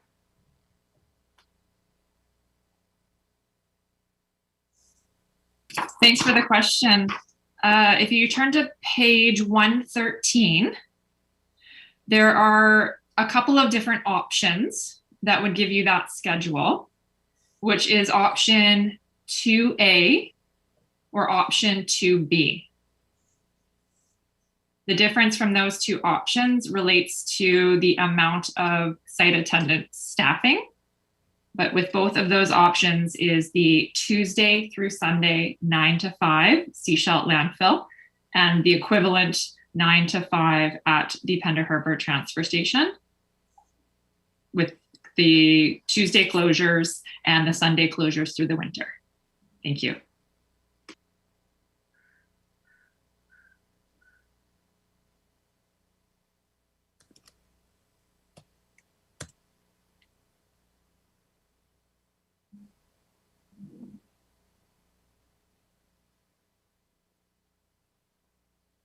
Sorry, I was muted. Director Lee and then Director Hiltz. Sorry, I did not know that Director Hiltz had a question, so I'll put my hand down. Thank you, Director Hiltz. I appreciate how staff are kind of providing the service level. You got service level or screening. So I guess in the mix and match world, I guess I end up at option 2A, medium customer service and high screening. And for me, what it does, it protects the corporation on the high screening, and it tells the public that we're going to head for this level of service. And so that for me, that's kind of the sweet spot right now. It does, yeah, that's where I am. Thank you, Director Lee. Thank you, Chair. I believe that load composition determinations are best made at the scale by the attendant. I don't believe that screening at the bins is effective. I haven't been convinced that we would even be allowed to do it. So for people's privacy, and I haven't got an answer back whether we can even insist on transparent bags. And I believe, again, that we probably can't because it hasn't been done elsewhere. So I lean to 2B rather than 2A for that reason. Do any other directors? Director Beamish. Yeah, I also lean to 2B if we're going to do anything at this stage in time. There's a number of recommendations coming up as well for new and additional costs. But I think 2B starts a process for us. I think we can look at doing that. I'm comfortable with that, or I'm even comfortable with option 3 at this time, but at the maximum, I go option 2B. Thank you. I think I've expressed my concerns to, sorry, just a note from Director Pratt that she's having internet issues occasionally. So if she comes and goes, we know it's not our conversation. I know I've expressed in the past that I think we need to get a whole handle on the landfill, the organics, the recycling, the whole piece. We have tended in the past to look at each piece independently, and we're really seeing how they are so integrated. And you know, as we saw with the organics at Pender Harbor, the conversation we had previously, we have a number of fixed costs that are not allowing us to actually really provide the service to the residents at a cost that I feel is sustainable. Every time we divert more product from the landfill, our costs actually go up. And yet that's the right thing to do. So I think I, for one, would like to have a look at the whole picture, because we need to have a long-term vision that doesn't continually increase costs as we do more diversion. Or if that's what the cost is, we need to be clear. This is what it looks like. But I don't feel we've got a good handle right now on our fixed costs. And when we divert, we just increase our fixed costs. So there's a whole bunch of pieces for me that are missing. Director McMahon. Yeah, yes, we're all wrestling with this, obviously. And the other part that we don't know is where we're going after 2026.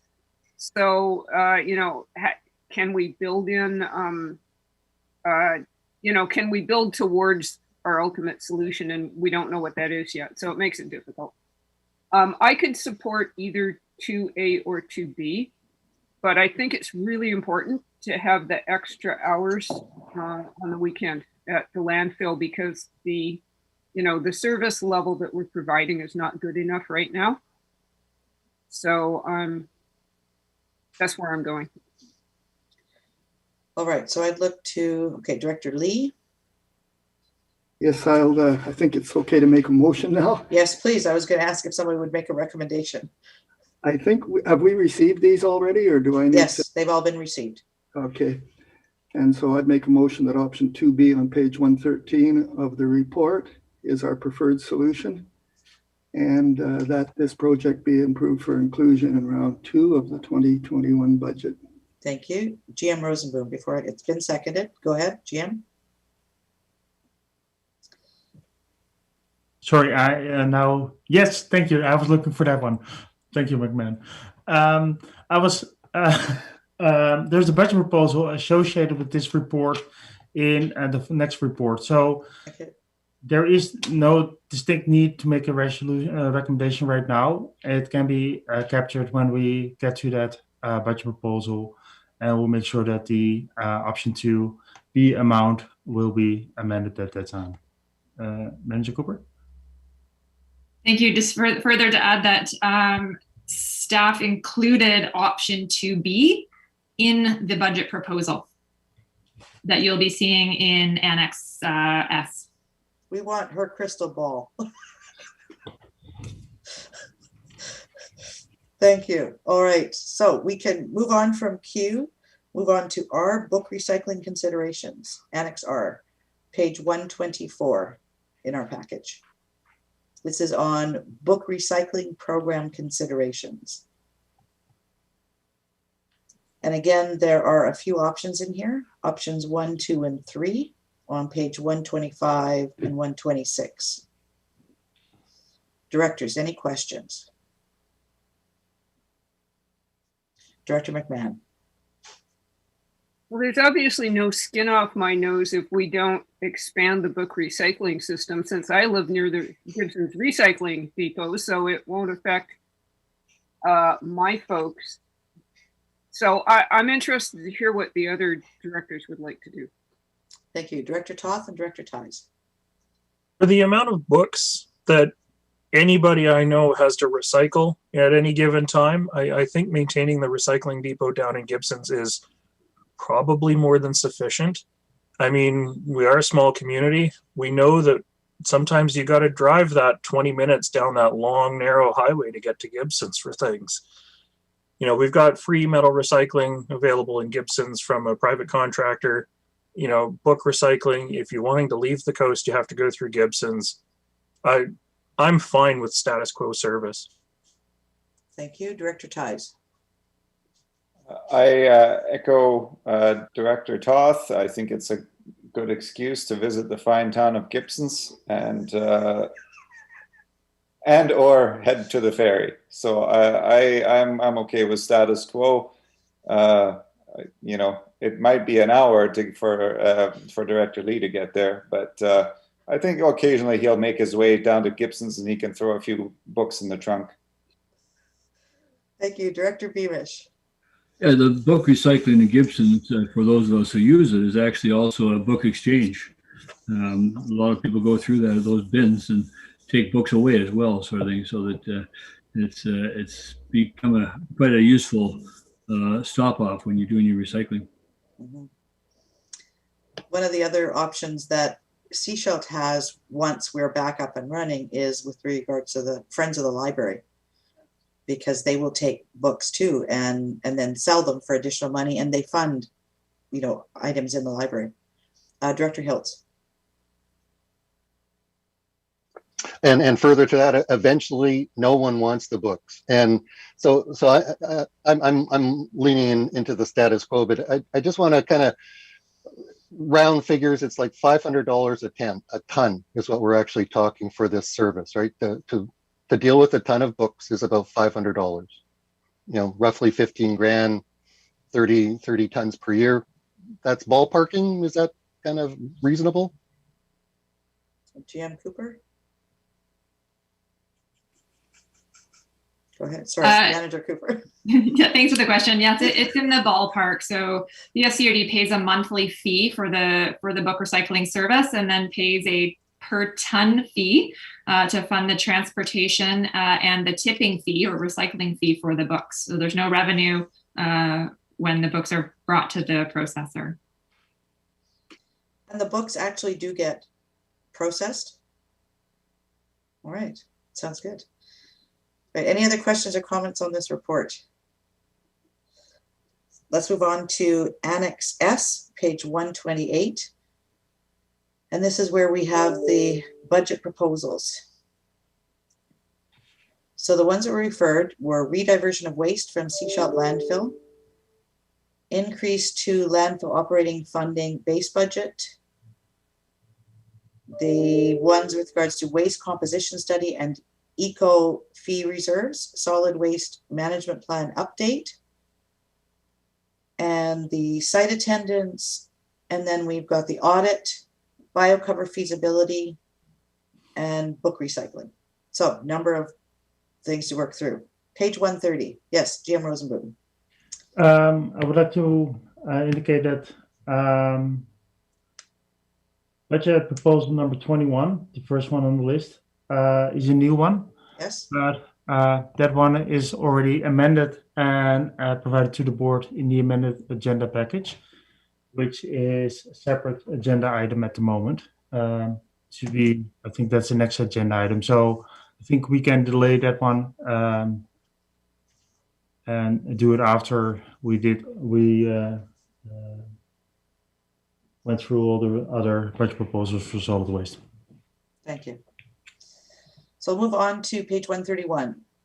This is budget item number 5. And this is rediversion of waste from Seashell landfill. Thank you. One of the outstanding questions was the regulatory requirements. Yes. We've been in contact with the Ministry for Environment and Climate Change Strategy, and those discussions are still ongoing. We've not been able to resolve that to get the required clarity at this time. Given that what we've seen in 2020 is that due to the pandemic, the actual amount disposed of at the landfill was less than in 2019. And we foresee that impact will continue this year. So hence, we feel that it is a realistic option to defer this discussion until next year's budget and conclude the discussions with the ministry, as we feel that we're not at risk this year of exceeding the 15,000 ton maximum tonnage allowance at the landfill. Thank you. Thank you. Director Toth. That is great news, GM Rosenboom, and I am happy to move the recommendation that this be deferred to the 2022 budget pending further staff information through 2021. Thank you. Seconded. All right. All those in favor? Thank you. Moving on. Item 8, increase to landfill operations funding. This is an update since round 1. It indicates in here. This is staff are recommending deferral of this budget proposal to 2022 to allow more analysis and discussion with the board on the funding of the operations of the SCRD solid waste disposal sites and the actual MSW tipping fees variance for 2021. If such variance would contribute to a deficit for the function as a whole, this would need to be funded from 2022 taxation. So we are looking to defer this. Director Toth.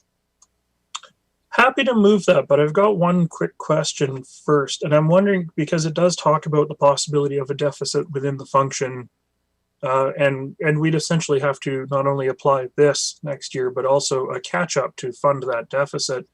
I'm wondering if we should be incorporating some amount, even if it's $25,000 or $30,000 for 2021.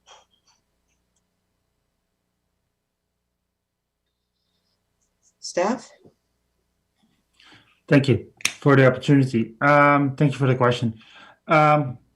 It is a board consideration to make. It's about risk. Last year, yesterday at round 2, the board approved an increase to taxation for $75,000 to cover last year's deficit for this function, realizing that it was primarily the result of the green waste program.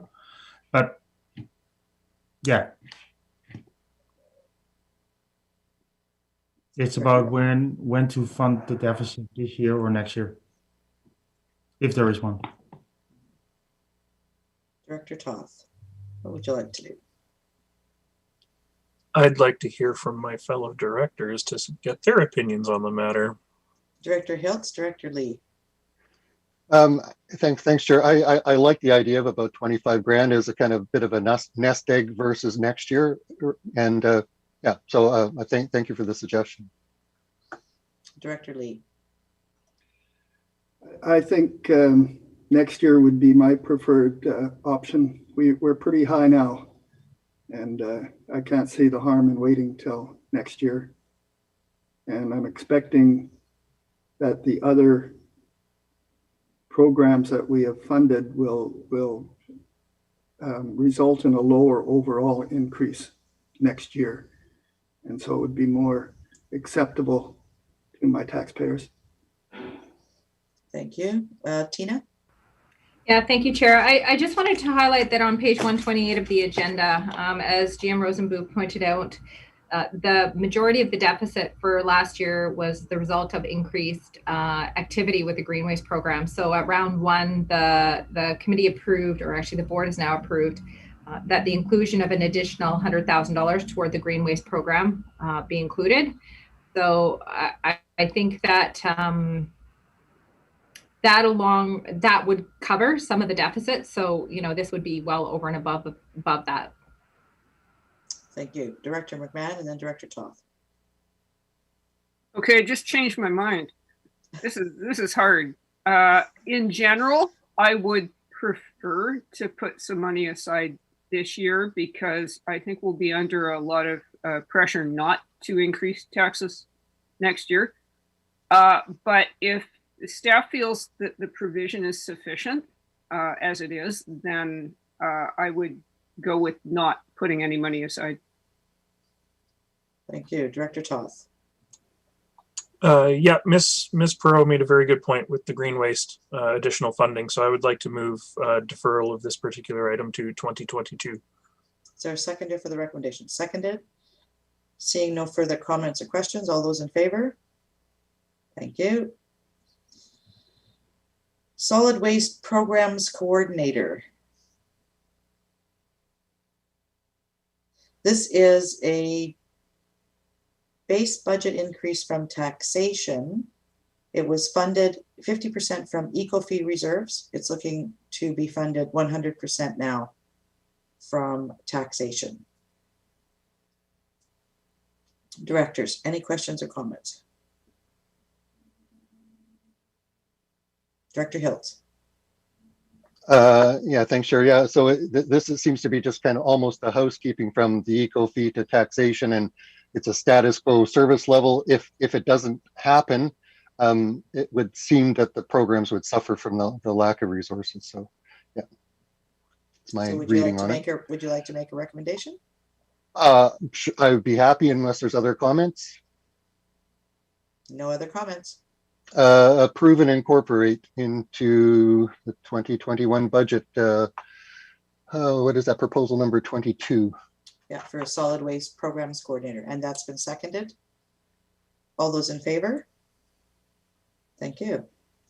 Moving on to item 10. This is budget item 10, waste composition study. The difference in this is it's updated from taxation. Previously, this was to be funded from taxation. We made the change to the eco-fee reserve policy, and we are now looking to fund it from eco-fee reserves. And Director Hiltz. Oh, sorry, I'm unmuting and Laura. I don't actually think we made any changes to the policy. It was a reinterpretation of the existing policy, so I don't think we actually changed anything. Just for clarity. Thank you. So I'm looking for directors to make a recommendation or ask questions, or Director McMahon.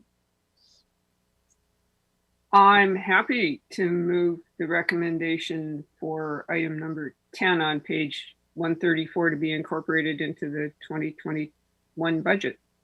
Thank you. Is there a seconder for the recommendation? Seconded. Thank you. Director Beamish and then Director Hiltz. Yes, I would hope that this particular project would help us with some of our discussion we had with the Pender Harbor green waste and other things we're going through. That I support this as well, especially coming from eco fees. If it was coming from taxation, I would have a different opinion. Thank you. Thank you, Director Hiltz. I do still have questions around timing of this.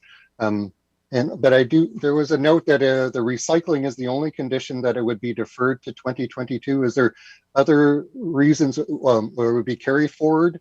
Is there any other reasons that it would be carried forward to 2022 other than the curbside recycling? The other piece I think that's important is if you look at the next budget item, this is the solid waste management plan update. And in order to do the solid waste management plan update, which is a requirement by the government, we need to do this waste composition study prior. Yeah, and it's a guideline. 10 years is a guideline. You look around regional districts and it ranges from 8 years to 14 years, right? So this to me is a level of service aspect, and I guess I'm still waiting for more information about the landfill. And even going back to previous, there was a report back in 2012 by that XCG guys who said a 5 to 6 year planning for a landfill is a reasonable framework. So I am wondering about the timing of this, and but I do, as Director McMahon stated, hit a little heavier this year than next year. And get that funds there, and also to note that the eco fees can be used to offset taxation. That is one of the uses of that fee. So this does preclude any reduction. So I do have continuing timing issues of both of these items, of this one and the next one. GM Rosenboom. Thank you. I'm going to ask Manager Cooper to jump in after me to explain it more in detail, but the solid waste management plan process can be started at the same time as the waste composition study. They don't need to be sequential because the solid waste management plan process will take way longer than the waste composition study. So they could, in terms of risk of deferral and delay and dependencies, I think the start of solid waste management plan is more dependent on more clarity about future waste disposal options. Is it waste export, or is it a landfill, or is it not decided yet? I think that decision is more driving the actual timing of the initiation of the solid waste management plan update than actually the results of the waste composition study.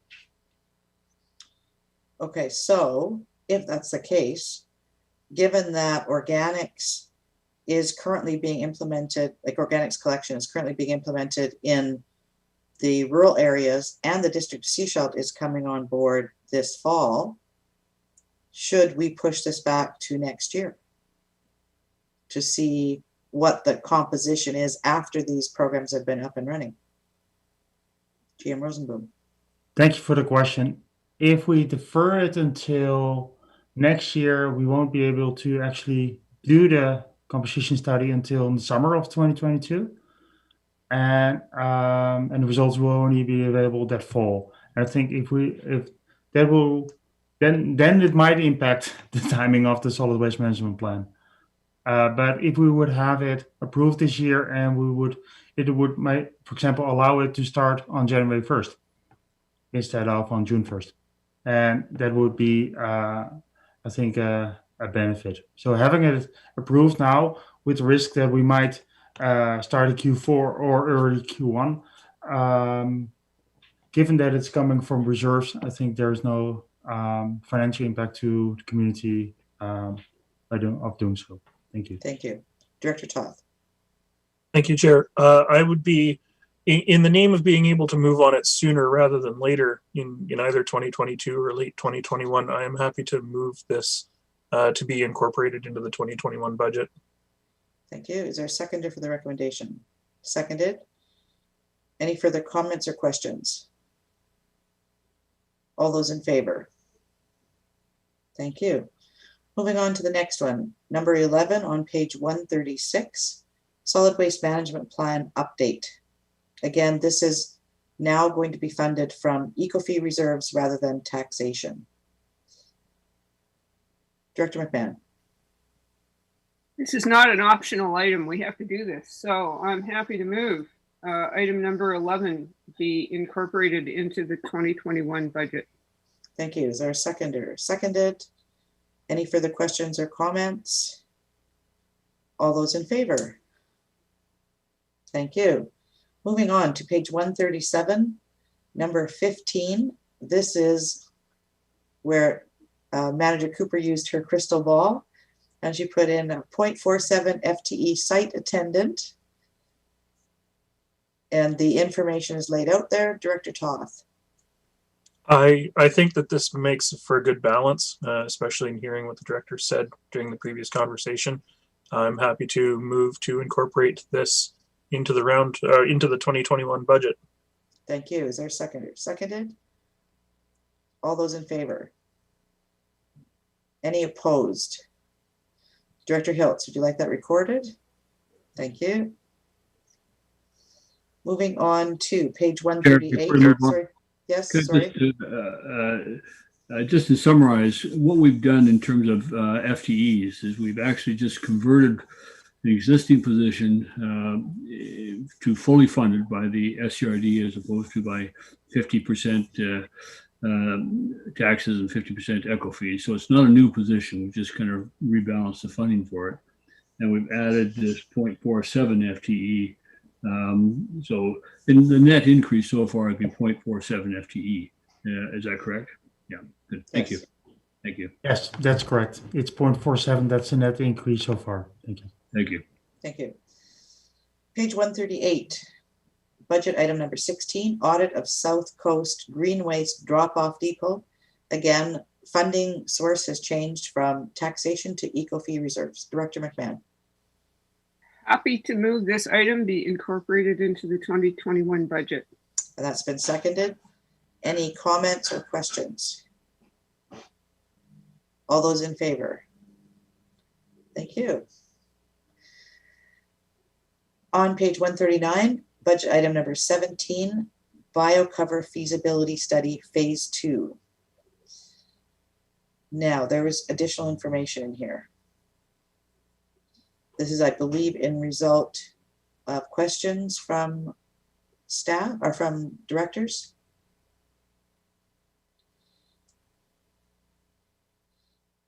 Director Hiltz. Yes, thanks, Chair. Yeah, I did send a question into staff about the current use of biosolids in the final cover. And I don't know if staff was able to get back to me on, I've received a reply because I kind of dug into this a little bit more. We started off as this was a greenhouse gas reduction initiative and it was $15,000. And so that the report showed that the benefit of BioCover is kind of neutral on would it work, would it not work, because we have an unlined and uncontained aquifer, uncontained landfill, unconfined, unlined landfill. So it's neutral on that. But what it did do is the financial aspect of it, of using biosolids in the financial plan, was overwhelming, saying this is a money saver. If you incorporate biosolids into the final cover, you're going to save money. And when I look at the operating plan, it says that all you have to do is write a letter to the director and say, can we do this? Follow best practices and incorporate biosolids into the final cover. So I'm going, I don't see a benefit from actually doing the pilot at this point. The benefit for me is biosolids could reduce GHGs. They will reduce costs. So, and it's already within the operating plan. It requires a request from the director. So I don't know what that requires because there's other landfills. So for me, as Director Toth mentioned, Seashelt's got a problem with solids. They got 1,700 tons sitting there. What do we do with them? And so that's where the economy is scoped for me. Seashell, it's a problem. SCRD needs cover. So it seems to me it's not the pilot would not answer any more questions because the GHG question cannot be answered. It's neutral. So it's a financial consideration. And so that is the question. Can we just ask the director to incorporate these biosolids into the cover, the final cover, and move forward? Because other landfills do this already. So I don't know why we, so I guess I'm really probing what is the requirement to incorporate biosolids into the final cover as the way it's structured. Rather than do a feasibility study, you're saying rather than do the study, let's just go ahead and do it. Can we do it? What do we need to have in place to have that happen? Yeah, and if the 150 grand, if I had to make a decision, I'd stuff that into a reserve to deal with, or even that could that, if we needed to increase taxation for 150 grand. But for me, I'm finding where the benefit of the information is coming from. Thank you. Manager Cooper. Thanks for the opportunity. The purpose of the phase 2 study is to ensure that a bio cover will integrate with our existing closed areas of the landfill, because that has not been the cover that has been used for the sections of the landfill that have been closed up to this point. So there are concerns around slope stability, integration with the existing liner or the closed material, as well as wanting to also test water quality from a runoff perspective. For the second point about how from the ministry, through a design and operations closure plan that exists for the Seashell landfill, it's required to be updated in 2022. So that's why this budget proposal was brought forward in this year. So we would have the results from the feasibility to incorporate into the update to the DOCP for short in 2022. That would incorporate the use of a biocover material, should that the feasibility study show that it would be successful, and that would be sort of the ministerial approval process to do so. Thank you. Thank you. Director Hiltz, any follow-up? The follow-up is, why does the Seashell landfill not incorporate biosolids into its cover as a plan? Why has it not done this in the past? Because for my reading of it, you write to the director, you say you want to do this, you want to incorporate biosolids, you follow the composting regulation, there's all these other things that are already in place, best practices, it's a best practice. Staff noted in the report that it would most likely be supported. So I'm really digging into what information would the ministry actually get, that because it's already a best practice to put biosolids into the final cover. It's already a best practice. So why aren't we doing the best practice? Particularly when Seashell is more than happy to donate their septic dewatered sludge, which is a difficult product to manage. Like, why wouldn't we already be doing this? That is a question. So that's why I'm going, can we just direct staff to write a letter to the director, say, put in biosolids? Okay, so I heard Manager Cooper say that staff would like to do that, and they don't know how changing the practice will incorporate into what's already been done. And that's the study that needs to be done. And in addition, I think to answer the question from Director Hills regarding what the director or the ministry would need in terms of information, I think what they're looking for is the fact that we can do it in a safe manner. So there are no geotechnical landslides or slope slides, etc., and leachate issues as a result of the use of the biocover. That is the information that I think we as NSOD need to ensure that there is no future risk. Because if there would be an issue later on while the entire landfill is closed, there is no way that we can easily get back up to where to the top end and remediate an area because it's already all closed then by that time. So and access roads are decommissioned. So the additional risk of not doing a pilot might be in 5 or 10 years from now that we have to go back in and spend a lot of money because we didn't assess the risk of future slides and leachate issues. That is the risk. Thank you. Thank you. Director Beamish, Director Toth, and Director McMahon. I guess my question is, do we have to put another cover on existing closed areas? I mean, they're closed, they're covered. Do we have to put a bio cover on top of them, or are they satisfactorily closed right now to the ministry standard?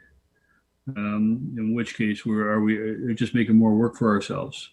The second question I have on this is that is the District of Seashell sharing cost of finding a way to get rid of their biosolids? The town of Gibson's actually pays a significant amount every year for our biosolids to be picked up and delivered to sailor soils. and they incorporate that into the dirt that they make, so that is the District Seashell partner on this as a solution to their problem of biosolids. Yeah, good question. Manager Cooper? Thank you. The first part of the question I can answer. The areas of the Seashell landfill that have been closed to date are closed according to the ministry guidelines. The biocover proposal would only be applied in the final closure area that would happen in whatever that timeline is, whether that's end of 2025, 2026, so on and so forth. We would not be going back on our closed areas. Thanks. Thank you. Director Toth and then Director McMahon. There's a question there that I'll come back to. I just wanted to comment for Director Beamish. The biosolids that we generate from our water resource center, from our actual treatment plant, those are already composted at Salish Soils into a Class A product. The problem for us is the disposal of the 1,700 tons of solids from our septage facility, which in reading the report for next week actually talks about a lot of contaminated products and inorganic materials and things like that that can't be composted, bags, toys, rocks, whatever. Certainly I would be interested in a collaborative approach here between the SCRD and the District of Seashell to possibly fund a portion of this work, because we are looking at $500,000 this year and then another $500,000 in 2024 and so on and so forth. So that's sort of my response to Director Beamish's comment or questions. My question is, Manager Cooper, you mentioned that this would be sort of part of the final closure.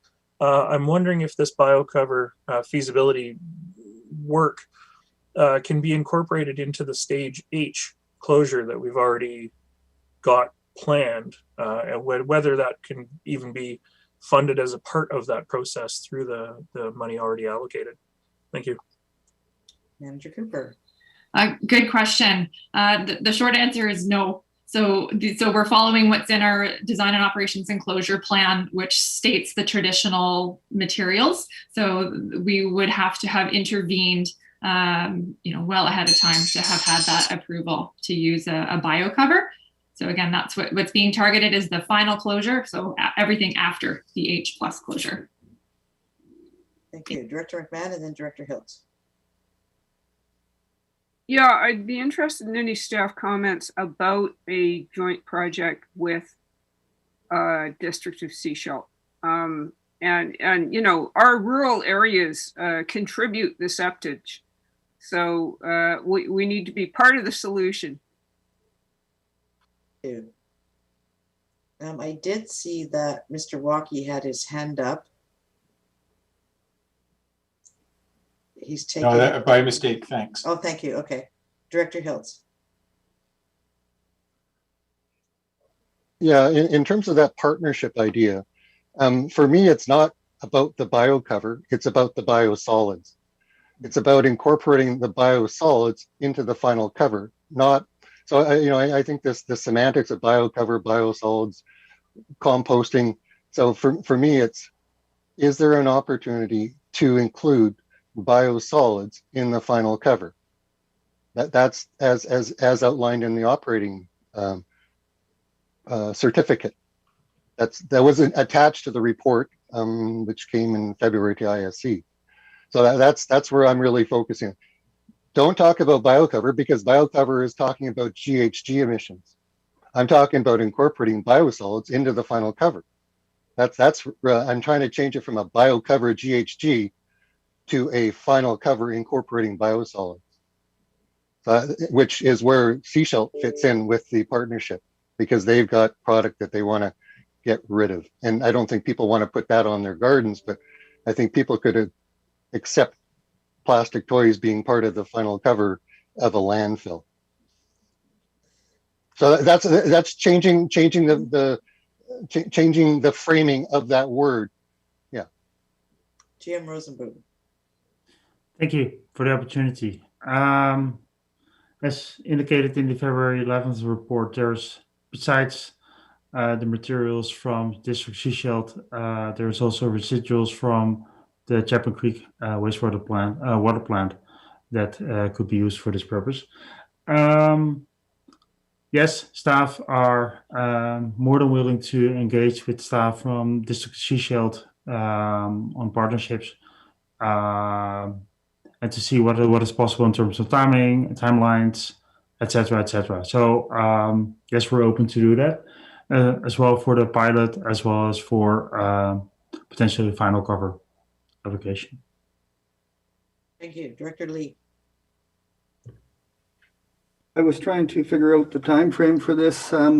It sounds like we're talking about something that happens in 2025, which means we should have time to be able to do a little bit of research between now and 2022 and still meet our target dates. In other words, do we have to do this now, or can we leave the discussion when we know how much money we actually need and put it in the 2022 budget? Staff, I think what we're looking at is what is the process? What is the lead up time that's required to make this happen? Manager Cooper? Thanks for the question, and GM Rosenboom can jump in if you'd like to clarify. In order to maximize sort of efficiencies on our DOCP, which is mandated by the ministry to be completed in 2022, then it would be best to have this data ahead of time so we can determine whether or not it will integrate and be safe to use in that regards. We'll know that in time to include that in our DOCP, because we'll have to have the results. We'll bring it back to the board for what again, refining the costs and confirming that it is feasible to use. So then we could include it in the 2022 DOCP, and then there would be no further approvals needed from the Ministry of Environment to incorporate such a biocover or use of biosolids. If we miss that window, then we would have to redo that project and basically redo our DOCP to include that. So then there would be the additional cost to do so, in whether that would be in 2023, for instance. Okay, before I go back to directors, for people listening, could you say what DOCP is? Thank you. The DOCP is the Design, Operations, and Closure Plan. Thank you. Directors. And maybe to be really transparent, the DOCP describes the shape and the volume and exactly how we can, the engineering features of how we can fill and close our landfill. Thank you. Director McMahon. Yeah, I'd like to move the recommendation or the project 17 to be incorporated in the 2021 budget. There might be some further follow-up questions that directors want to pursue, but I'd like to get that on the floor. Thank you. So that's the biocover feasibility study phase 2, and that's been seconded. Any other questions or comments at this point? Director Lee. Yes, thanks very much for explaining that it's a need to update the plan. My other question, though, is we were proposing to increase the slope to extend the life of the landfill. Is that part of the plan, or has that been done separate? Who wants to take that one? Manager Cooper? Thanks for the question. The board direction, based on the future waste disposal analysis option study that was presented to the board at the end of January, was to pursue waste export as well as a landfill. So it was not directed to pursue any type of engineering at the Sechelt landfill. Thank you. Thank you. Director Beamish and Director Hiltz. The question is a biocover a less expensive way in the end to close the landfill than the current method that we're using? Do we know what those comparative costs are? Or is it a way simply to look and say, how do we get rid of all of the sludge that we are accumulating, whether it's from the product that Sechelt has or ongoing sludge from septic fields? What are we looking at here? Do we know there's a cheaper, better method of cover? Manager Cooper. Thank you. I believe GM Rosenboom is pulling up the report. So all of that was outlined in the February 11th ISC report in detail around what we learned in the phase 1 study, as well as identifying what the cost savings measures were. So if that's what GM Rosenboom is looking at, he may have the numbers for you shortly. But it was in a large enough magnitude that that's why staff have proposed the phase 2. Okay. Thank you. Okay, so we'll give him some time to find that. We'll go on to Director Hiltz. Sure. Yeah. So the question, I'm going to come back to this, the written approval of the director. So to seek written approval of the director, is that a staff initiative or is that a resolution from board to seek that direction? Manager Cooper. Thanks for the question. I believe staff can initiate that. Thank you. My question is it does it require a board resolution to do that, or is that strictly operational? I believe that's operational in nature. Thanks. Thank you. So, GM Rosenboom. Depending on, there are some options, but it could range anywhere between $1 million and 1.4 million. Thank you. Savings? Savings. Okay, thank you. Thank you. Director Hiltz. Yeah, I just wanted to clarify the savings are based on the availability of local materials. I think that's really where the savings come. It's having the sludge available, having the potential of the residuals from the Chapman plant. That's where the savings are, is you don't have to import it. It's that's where the savings cost is. The local availability is what I believe the report kind of captured. So that's where I'm framing it as an economic argument rather than the GHG argument, is how do we use these available materials locally in the cover?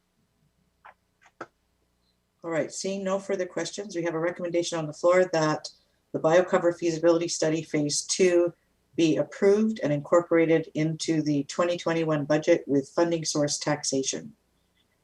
All those in favor? Oh, sorry, Director Beamish, did you want to have a question? Yeah, I'm going to vote against it simply because I do believe there should be a partnership with the District of Sechelt here to see just how effectively it solves their problem at the same time. And I think that if there was an element of partnership in there, I'd be quite happy with it. But seeing it's all from the taxation, seeing that Gibson's had already solved his biosolid problem, we don't have it.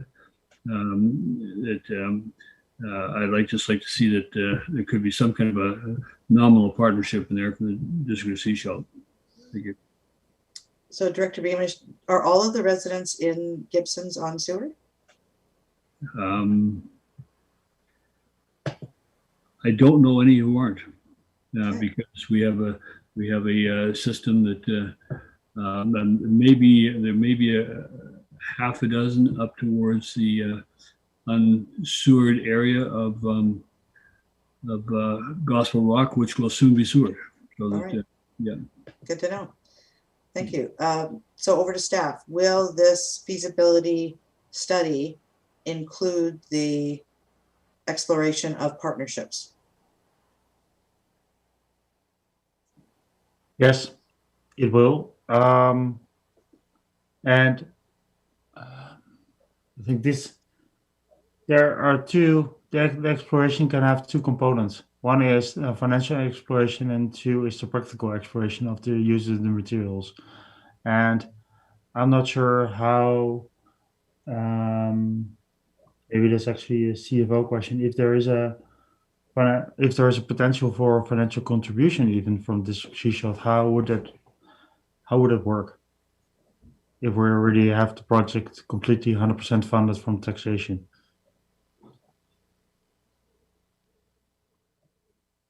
CFO? Yeah, so I think, Chair, that what would occur is that there would have to be sort of a subsequent motion made that directs staff to work with to try to find partnerships. It may not be limited to well, my recommendation would be that maybe there's other partnership opportunities for this particular project. So maybe not limiting it to one specific. Mm-hmm. Yeah. Okay. And And we are contributing as well through the taxation piece as well. So, yes. Okay, so there's a recommendation on the floor right now. Director Lee. Just a theoretical question, and I hope that it becomes not theoretical. If we raise this 150,000 through taxation and through our partnership explorations, we find that the money is actually not needed. Can we put it into a reserve that can be used for a similar function and reduce the taxation in future years? Funds would flow, if I may, Chair, the funds would flow into regional solid waste 350 function. So it could become an operations reserve or a capital reserve? CFO? It could, or you can alternatively change the financial plan. That's an alternative, and you can actually, because if the project doesn't go, because the funding, if the funding changes from what you've actually taxed, it would be a board decision to do what's being contemplated. Because if a project is funded by a specific stream, this is a one-time project. It's not general operations. If the surplus is generated from that, then typically those funds are somewhat abandoned and taken back. So that would be a decision of the board, I guess, is what I'm saying. Yeah, but how can you get me back the money in my pocket because you've already taxed me? Yeah, there's a couple of different ways that we could do that, but I think that would be part of reporting back if we were successful with a partnership. It would be, and these are the subsequent decisions, because you don't know if the scope of the project would change either. So, okay, thank you. Good. Director Toth. I just wanted to sort of add on to that it could be into operational reserves. It could be used to offset future taxation requirements. Would be my understanding. But yeah, this is a single year tax requisition. So this will drop off again in 2022, right? Yes. They're all nodding. Okay. So we have a current recommendation on the floor that the budget item number 17, biocover feasibility study phase 2, be approved and incorporated into the 2021 budget, funded from taxation $150,000. All those in favor? Any opposed? Okay, we've got three opposed, Director Beamish, Director Toth, and Director Hiltz. All right, would you like that recorded? Okay, and Director Toth. Sorry, Chair, I was actually going to propose an amendment before you called the vote on that, but yes. So was I. Yes, I know, and I understand. I mean, I kind of knew that was coming. I think what we want to do is keep this separate at this point. Okay. So that it's clean. So I look for another motion. That I would put forward a motion that staff explore partnership opportunities in relation to the biocover feasibility study and report back to a future committee. Is seconded? Seconded. All right. Any further questions or comments on that? Director Hiltz.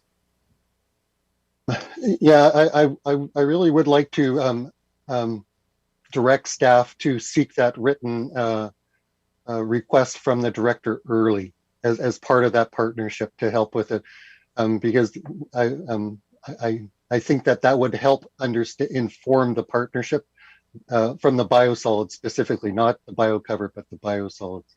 So I'd be interested in if that's a possibility to, as well as the partnerships, to write to the director and request that biosolids be incorporated into, be permitted into the final cover.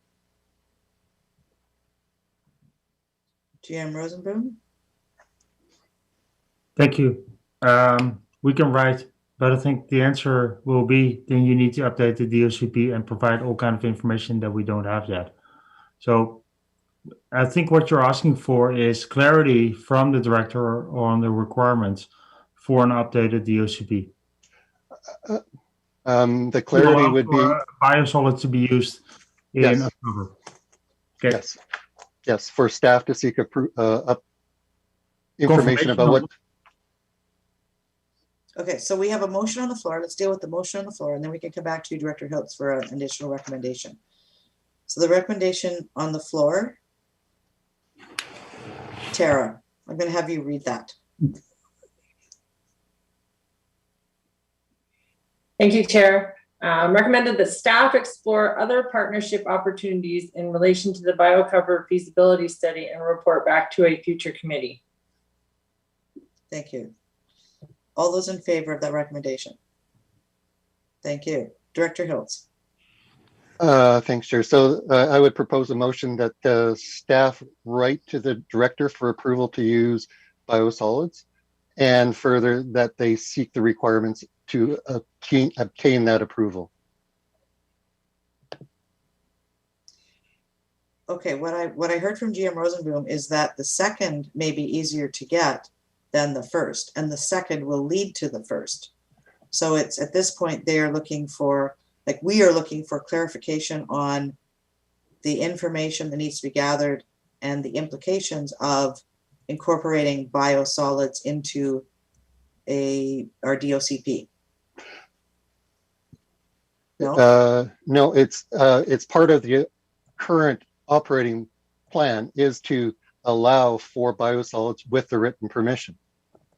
That's how I read section 3.7. So this is to seek that approval. Right, I understand that. And what I'm hearing staff say is they could make that recommendation, and what they anticipate they're going to get back is this is the list of all of the things we need to do, including this feasibility study, before we will actually give you permission to do that. Yes. So you're saying, so you may request that they write for permission, but they're saying they're not going to get it at this point because they don't have the information. Well, and for me, it seems a bit of an unknown because it's never been requested from the regional district. They never asked in the past since the landfill, so they've never asked for this. So that's where I'm going. Is it, other landfills do it in Victoria, the Heartland landfill, they have set aside 10 acres to include biosolids as part of a contingency for biosolids removal. They have, that's a district of Seashell, I don't think has a contingency plan other than stockpile right at this point. Yeah. Get another geotube and fill it up again. That's the contingency. So I think there's examples out there, and it might be just as long as you follow good practice, go ahead. Okay. So that's on. Is there a short way to do this? That's why is it just writing a letter saying we'll follow best practices? Other landfills do it. Can we do it? Okay. All right. So Tara, do you have no recommendation? Director Hiltz, could you repeat that then? For me, the simple one is just to direct staff to write to the director to request approval for biosolids as per 3.7 of our agreement of the certificate. Okay, GM Rosenboom, is that sufficient clarity? Yes, we can write that letter, and we can write a letter and see what the response is. Thank you. Report back. Thank you. Okay, thank you. Is there a seconder for the recommendation? Seconded. Thank you. Director Toth. Thank you, Chair. I've heard Director Hiltz mention the director a number of times in his comments. I just wanted clarification of who the director is and whether that should be stated more clearly in the motion. I suggest. Go ahead, GM Rosenboom. I suggest it be changed and write the Ministry of Environment and Climate Change Strategy. Thank you. And the appropriate person within that is a director of a department. And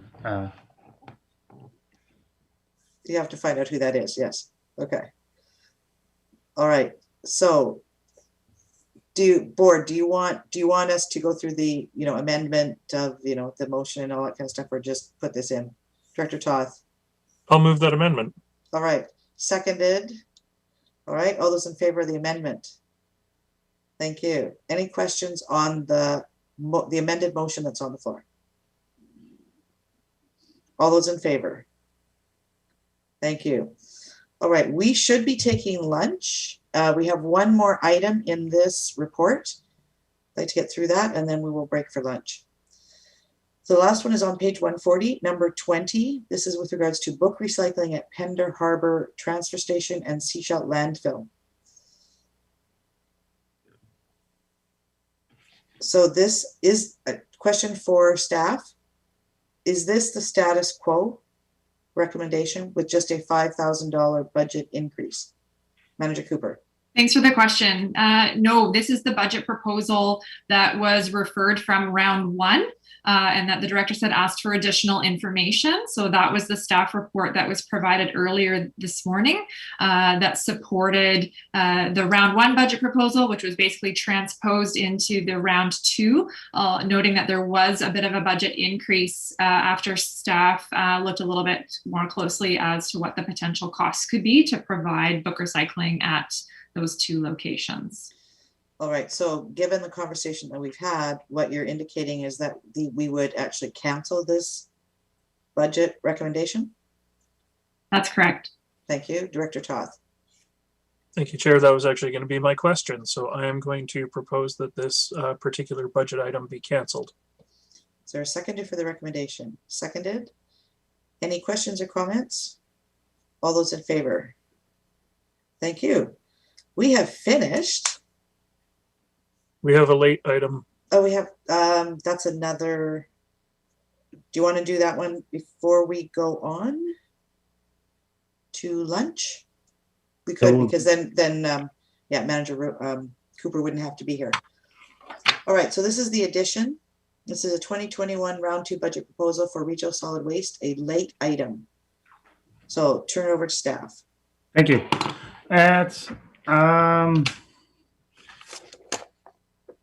I'm not going to make a habit of, we're not going to make a habit of bringing forward late items related to the Seashell landfill, as it happened last year and it happened this year, given its imminent asset failure. So early last week, the power supply at the Seashell landfill consists of a solar system and a propane generator that augments the power supply when there is not enough solar power available. Last week, or 2 weeks ago, our generator failed and beyond repair. So we brought in one of the water generators from Mason Road, and that has been augmenting the power supply to the site since. Earlier, so that's why we brought forward a budget proposal as part of the regular package for replacement of that propane generator.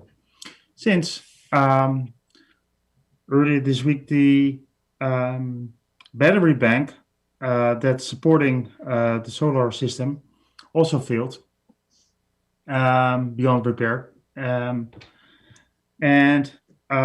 We're now faced with the situation that we had to close the landfill shortly to reconfigure the entire situation. So the situation at the moment is that a diesel generator is providing power to the site, and without the power, we would have to close the site. So this budget proposal is a high level estimate for us to do a high-level assessment of what is actually more cost-effective and effective from an GHG perspective as well. Hooking up to the Bisa Hydro grid, which is which currently comes to the Seashell Operation Center, or yeah, Public Works Yard, yeah, Dusty Road. At the bottom of Dusty Road, or repair and replace all the components that are required at the site itself. So we feel that this budget proposal would be sufficient to do both. So the first step of the project would be to assess which of the two processes would be best from a cost-effective as well as from a GHG perspective, and then install one of the two processes. One of the downsides of the connection to the Bisa Hydro system is that such a process can easily take a year to be completed. So we might need to find a medium-term solution as well. Okay, and the medium-term solution would also be included in these dollars that are put before us? Yeah. Thank you. Director Toth. Thank you, Chair. I had emailed GM Rosenboom to warn him that I was going to ask the question of do we have any inclination of what it may cost to hook to the BC Hydro grid? I believe it runs as far up as the septage receiving station because that is on grid. So we are part of the way up the hill. And I know, you know, it's been really impressive that that facility has managed to be off grid for as long as it has. But I'm just wondering if it's finally time to hook it up, especially if we're looking at a possibility of using it as a transfer station for evermore. Thank you. Directors, Director Hiltz. Thanks, Chair. Yeah, a question about the backup side of things. If you put in hydropower, would you still need a generator there in case of power outages to keep the facility running? Right, it can be a windy place. It's an inhospitable road going up there. So I don't know what it's like to. So would you still need a backup generator even with the hydro line power? Thank you for the question. One of the medium-term options that we have came up with in the last few days was to purchase a propane generator that could provide the site with power for next year and then could function as a backup generator after that. And the benefit, of course, for propane generator is a lower GHG. Director McMahon. Do I remember correctly that lack of power to the site was an issue with security when we were having the break-ins? Yes. Thank you. Directors, would someone like to make a recommendation? Director McMahon. Sure, I will move to add this budget number 21 to the 2021 budget on Thank page you. 142A. Thank you. Is there a seconder for the recommendation? Seconded. Any further comments or questions? Director Toth.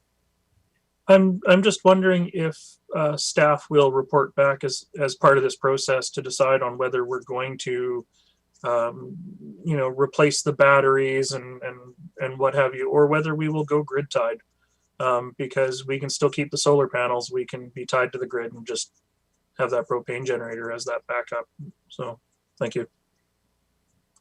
Staff can do so. Thank you. Thank you. All right, seeing no further questions, all those in favor of the recommendation? Thank you. We are at 12:30. 45 minutes for lunch, 1:15. Thank you. See you back then. Thank you.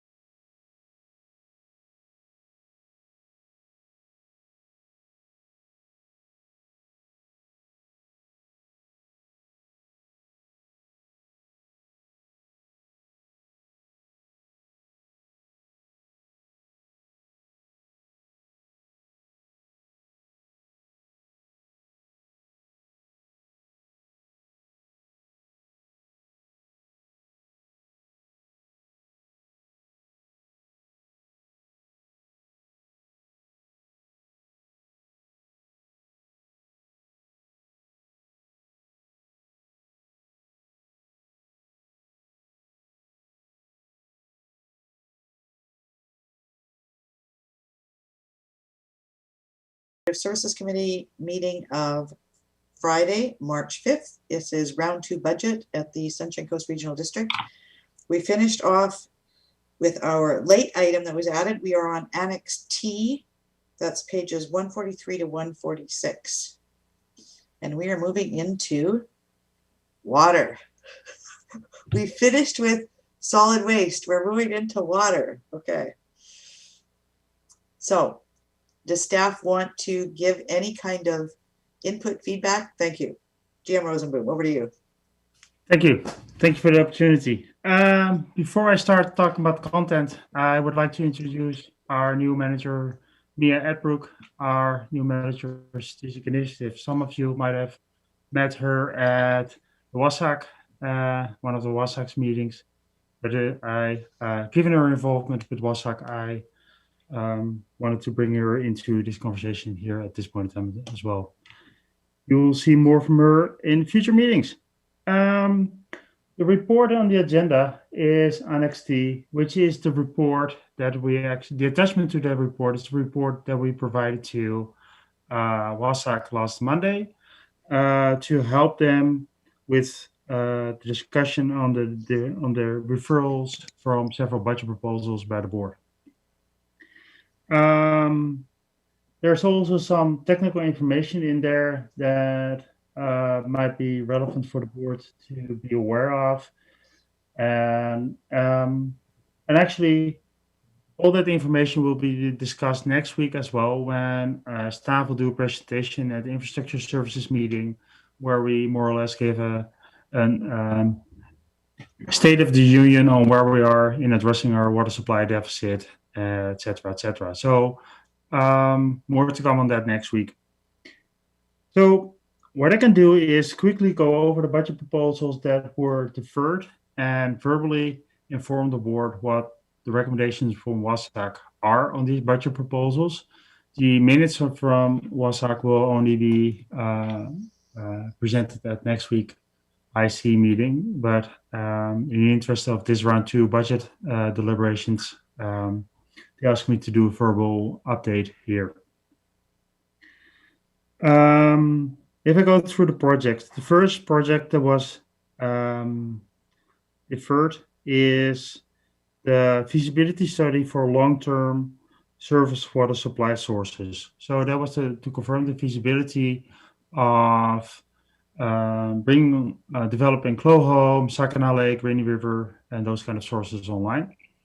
The project was initiated by WASAC, and WASAC is now supportive of deferring it to a later year, given the results of the groundwater and other projects.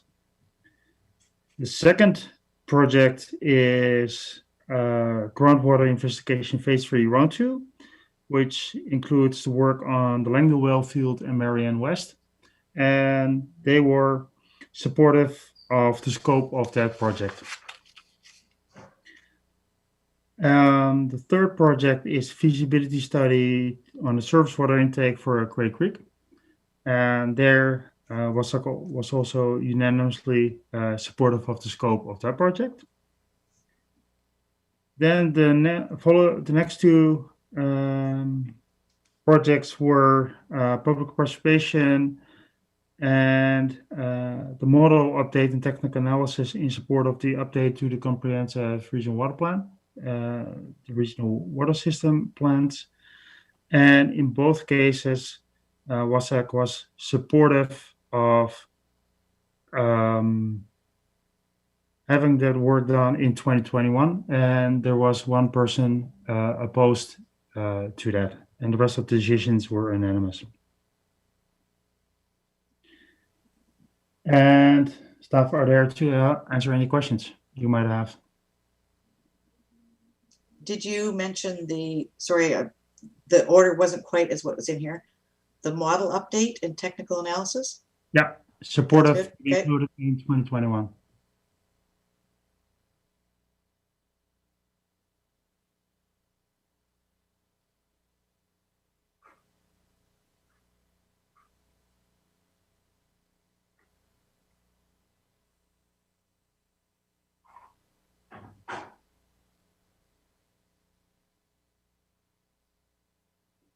I'm not sure if our chair has issues with her internet connection. I think Director Seegers just dropped out, possibly. I guess as vice chair, it is my role to continue. All right, let me just get caught up here. I believe that the first report, Annex T, is just to be received. Yep. We've done that, and now we are on to Annex U and the budget proposals listed below. Staff, take it away. Okay. The first budget proposal is for the long-term water supply source feasibility study.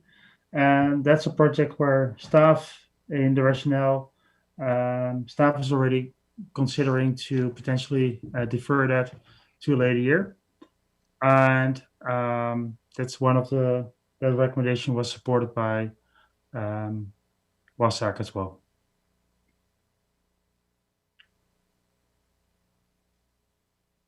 Okay, so do directors have any comments on that? Director Toth. Before I make a recommendation, I'm just wondering if WASAC had any particular suggestions on when we look at deferring this to. Were they thinking 2022 or 2023 or beyond? I was there at the meeting. I don't recall an exact year being clarified, so no, that would be up to us. But a deferral is what was supported. Then I would like to move deferral of this particular item to 2023. Do I have a seconder for that? I don't see a seconder. Oh, there's a seconder. Okay. I'll second so we can discuss. Okay. Any discussion on the motion on the floor? Director Toth, you still have your hand up. Does that mean you want to speak again? Or I would like to, but I can go after Director Lee and McMahon. All right, we'll go with Director Lee. Sorry, was that Director Lee? I missed that. Yes, Director Lee. I was just wondering about 2023. I was thinking more along the lines of 2022. I was wondering why to 2023. Would staff support the 2023 or? Staff, any preference? Thank you. Thank you for the opportunity. I don't have a strong preference at this point in time. However, there are, if, for example, later this year, there might be a showstopper, one of the water supply projects that we are hoping that the planning to develop. And if there's one of a hiccup or showstopper or a significant potential delay in one of those projects, it could result in the need to develop larger scale supply earlier. So I think as staff, I think my recommendation would be to reconsider it in 2022 and then reconsider at that time if it can be moved another year or we should do it next year. Thank you. Could I make one more comment before I go? Sure. Yes, my concern is not to get started on the project per se, but if we need to secure water licenses, the sooner the better. And I'm thinking specifically of Saginaw Lake for North Pender. So that's why I thought maybe sooner's better than later. All right, Director McMahon. I was pretty much going to say exactly what GM Rosenboom said. So I'd prefer to just defer it to next year, and then we can always defer it again if we need to. Okay, Director Toth, any word on that? Thank you. I could go either way. My only thought behind 2023 is we've got a really ambitious work plan for our staff for 2021 and 2022. And so for this to come back for us at 2022, they're going to still have to do some just prep work to bring it back to us in for the 2022 budget cycle. And I don't think we're going to be moving forward on these items in 2022. which is why I suggested 2023. But I'm just thinking about staff workload with the things we're already asking them to do. Director Hiltz. Yes, thanks, Chair. Having been at the meeting, and there, I think WASAC would not want to lose this item. And in terms of preparation for the 2022 budget, it might be appropriate for this to go to WASAC before pre-budget, just to kind of bring them on board. So I think the 2 years is kind of a bit too far out for them. So to let them hang on to it a bit and be able to understand it. So yeah, I'm supportive of the 2022. Okay, is somebody willing to make a motion? Or actually the motion has been seconded, so there's one on the floor, that's right. So I guess we would have to vote on this one. Is there anything else before I call the question? Okay, all those in favor? All those opposed? Okay, motion defeated. Can I get a new motion on the floor? Director McMahon. Yeah, I'd like to move that we defer this item until 2022. Okay, do I have a seconder for that motion? Seconded. All right, any more debate on this motion? Okay, I don't see anything. Calling the question, all those in favor? Okay, motion carries. Oh, Sorry, Chair, I would like to record my opposition. Sorry? Oh, you want to record your opposition? Okay. I was tempted. Director Toth. I'm not gonna lie. All right, moving on to item. Oh no, that was it. Annex V at this point. Is that correct? South Pender Harbor Water Service 366. And staff, anything to report on this one? Thank you, Chair. It's the same budget proposal, only this time for the portion funded by South Pender. Right. Okay. Is there anybody who would like to either make a motion or speak to the issue at hand? Director Toth. Given that the will of committee seems to be 2022, I will move that this is deferred until 2022 budget process. Seconded. Okay. No more questions. I will call the question. All those in favor? Okay. Motion carries. All right. And I'm guessing this one would be Annex W. There we go. All right, we've got a number of proposals on this one. So staff.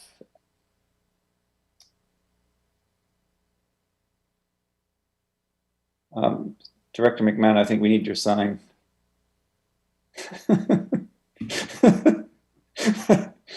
time today, not good. So the first budget proposal for the regional water system is the one that's titled Groundwater Investigation Phase 3 Round 2, which is actually entails the development of or the work on a Langdale well field to bring that to a final design, including the permitting, and it includes the monitoring part on Marion West to confirm if that's a sustainable source to develop, or if there is, if we were to develop that site, there will be impacts to other water users in the area. This is the scope of this project was discussed at the January 20 Special Infrastructure Services meeting. Thank you. And in terms of funding sources, as listed here, it would be a mix between capital reserves, operational reserves, and development cost charges. Thank you. Thank you, staff. Director McMahon. Yes, I'd like to move incorporation of this project into the 2021 budget with funding as listed on page 157. Okay, this is a budget item number 9 on page 157, 370, groundwater investigation phase phase 3, round 2. Is that correct? Okay, seconded by Director Toth. Any more questions on the motion on the floor? Okay, I'll call the question. All those in favor? Motion carries. Thank you, staff and board. Number 10, 370, feasibility study, surface water intake upgrades, Gray Creek. Does staff want to say anything to this one, or should we, let's go directly to Director Toth. I think we've discussed this one previously enough. I would like to move to incorporate into the 2021 budget. Okay, seconded. Any more questions on the motion on the floor? Nope. Okay, I'll call the question. All those in favor? Motion carries. Okay. Thank you. Number 19. Function 370, water supply plan, public participation regional water system. Any comments, questions, motions? Maybe I can clarify the scope of this project in relation to the next one. Thank you, sir. The idea would be that one of the questions from committee was at pre-budget to confirm, to break down the cost per water system for the development of a model as well as public participation so that the committee could confirm if it would be desired to develop the water plans for all the water systems within the regional water system service area or only part of them. So that's why there's a cost breakdown. So there's an opportunity to move them around. And I think the conversation from WASAC was that there was support to develop them for all the water systems. Okay, Chair, would you like me to hand things over to you at this point, or do you want me to take it through this budget item and then hand it over? Go ahead, because I have no idea where you are.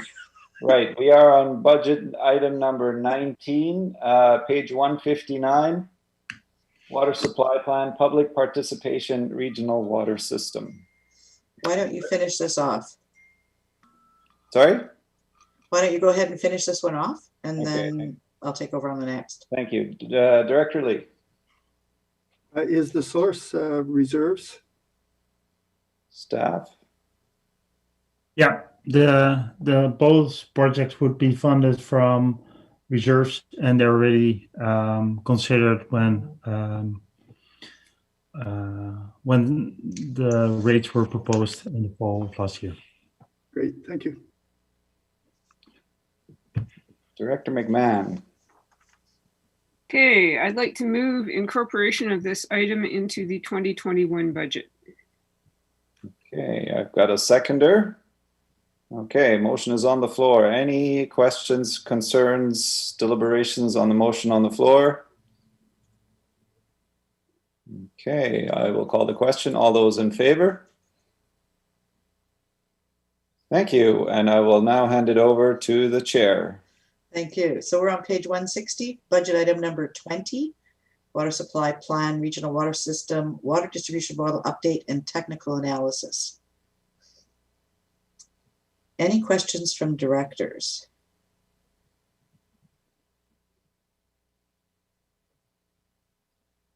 All right, seeing no questions, would someone like to make a recommendation?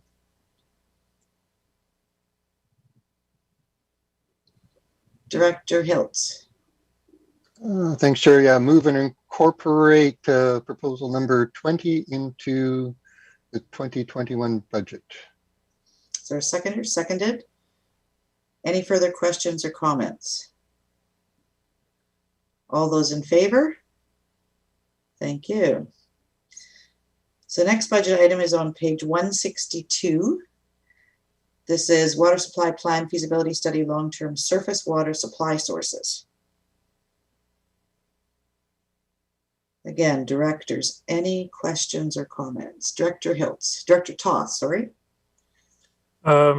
Same as the previous two, I suppose. Committee's not going to support me deferring it to 2023, so I will move deferral to the 2022 budget process.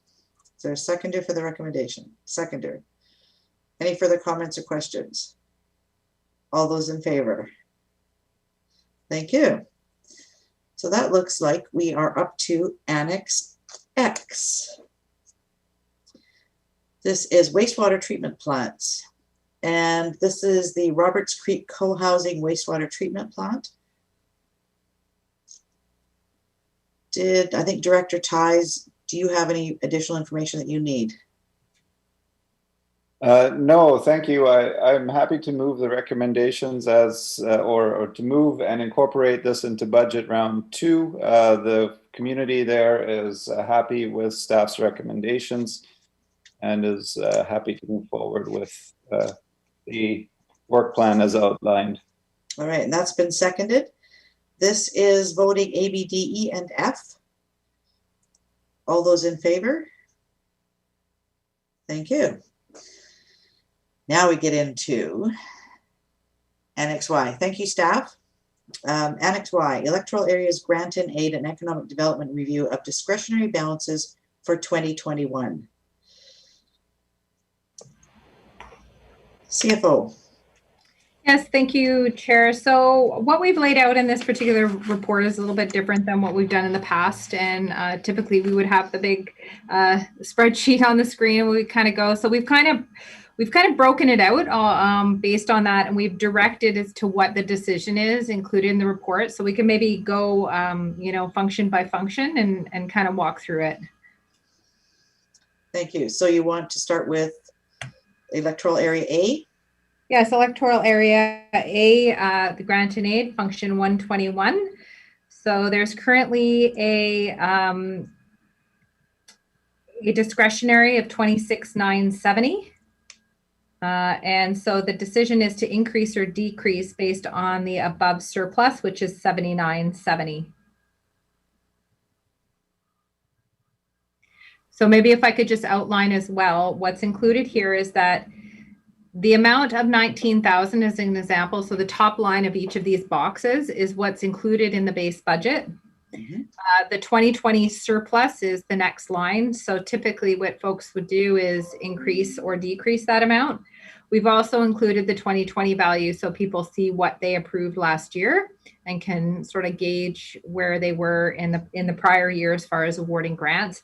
And then the white boxes are things that have already been approved. Okay. Okay. Yes. Director Lee.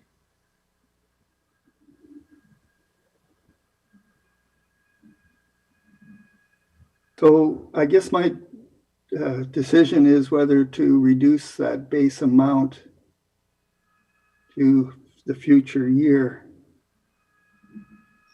rather than build a surplus, because that base amount is going to be taxed, right? The base amount is 19,000. So the decision right now is actually to increase your discretionary amount to 26,970 and or to reduce it by any amount. And that amount would actually, there's no, if you reduce the amount, there would be a reduction in taxation because that particular surplus amount. So let's just say you put it back to the 2020 values. And your discretionary would be 23,000. Essentially, you would have a reduction in taxation of about $3,000. Yes, I think that's what I'll do. So I'll put it back to 2020 levels. Okay, and that the electoral area A discretionary amount be increased to 23,423 funded by 2020 surplus, and that the remaining reduce taxation for 2021. So moved. Thank you. So what you're saying now at this point is going forward, his base amount will not be 19,000. It will be 23,423. No, no. What would happen is his base budget will always remain 19,000. It's just for 2021. He's used a part of his surplus to increase his base budget. Okay. He's increased his pot to give. Yes. Yes. So some of the surplus will be used to increase the discretionary funding, and some of it will reduce taxation. Correct. Right. So the total amount he'll have to spend is 23,423. Correct. Okay. Director Lee, you clear on what you're moving? Yes, thank you. Thank you. All right, and this would be voting A, B, D, E, and F. Is there a seconder for the recommendation? Seconded. Director Ties, you had a question? Director McMahon. My question is more about the already approved stuff below. Is that I'm guessing the 8,220, for example, from the Pender Harbor Community School. I guess that is for that area alone. And the same as the youth outreach worker. Are these amounts and not all divided amongst all the different grants and aids? This is for each one of them. So do I read correctly that Director Lee only has about, well, he's already burned through about 19 grand. Is that correct? No, those are the budget proposals that came forward as part of round one budget deliberations. And so that's the area A portion of those particular items. Right, and I think what Director Ties is saying, if he's already committed 8,220, which is basically 9,000, and 9,000, there's 18,000 already? No, we're only dealing with the discretionary. It's really just to show you what his total budget's going to look like. So those amounts are already in there. So his total grant and aid, if you would add those values on top of that. Okay. Yeah. Good. So it's just to show you these things are what's also in the pot, but they've already been allocated.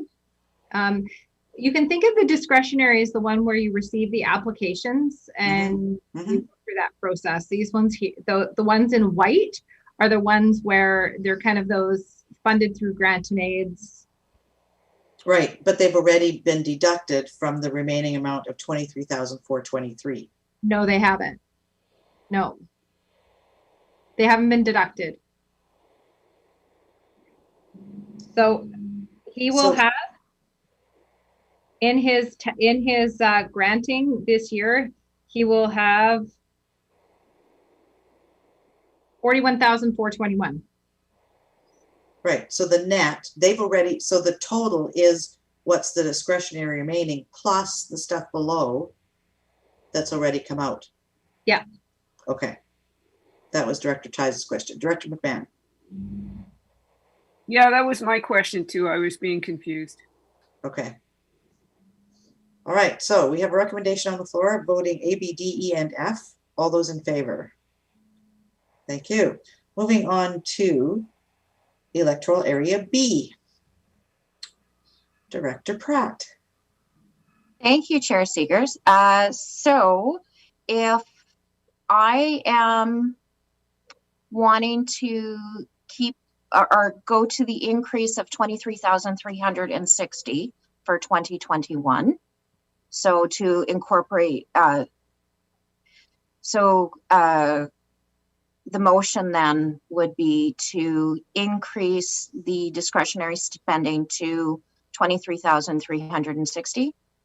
Yes, funded 4733 from the 2020 surplus. Yes. Yeah. So that's what I'd like to do, please. Thank you. Is there a seconder for the recommendation? Seconded. All those in favor? Thank you. Electoral area E and F.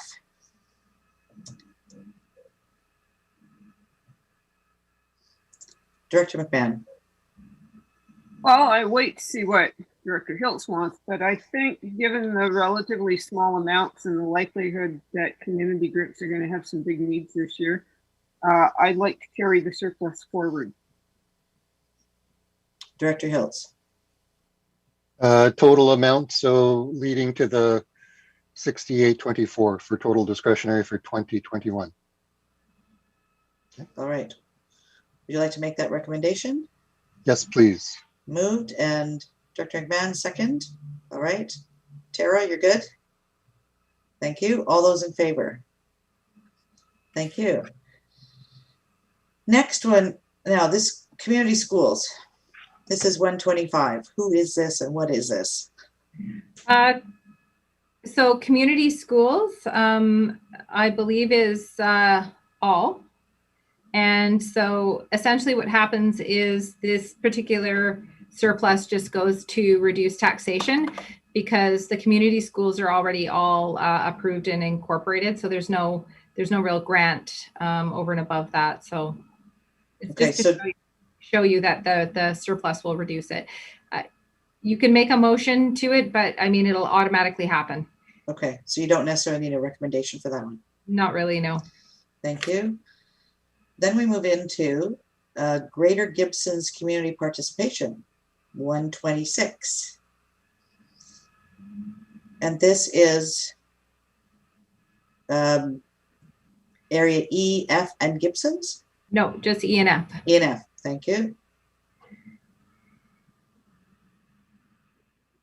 Director McMahon. Yeah, this is I think of this as the C cavalcade function, which of course didn't happen last year. So in this particular case, I'd be okay with not carrying that surplus forward. Director Hiltz? Yeah, so we would be reducing back to the 10,000 base budget, and the 7774 be used to offset taxation. Right, and seconded? Yes, thank you. Seeing no further questions or comments, all those in favor?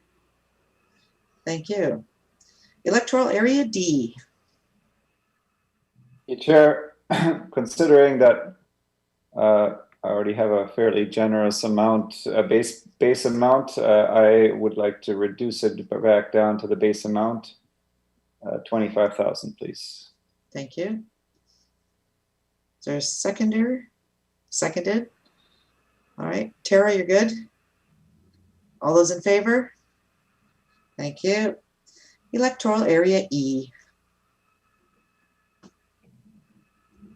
I would like to carry my surplus forward. So I guess that to increase my 2021 amount to 18,286. Right, funded 3,286 by surplus and the other base budget taxation. Thank you. Is there a seconder for the recommendation? Seconded. All those in favor? Thank you. And the final one, Electoral Area F.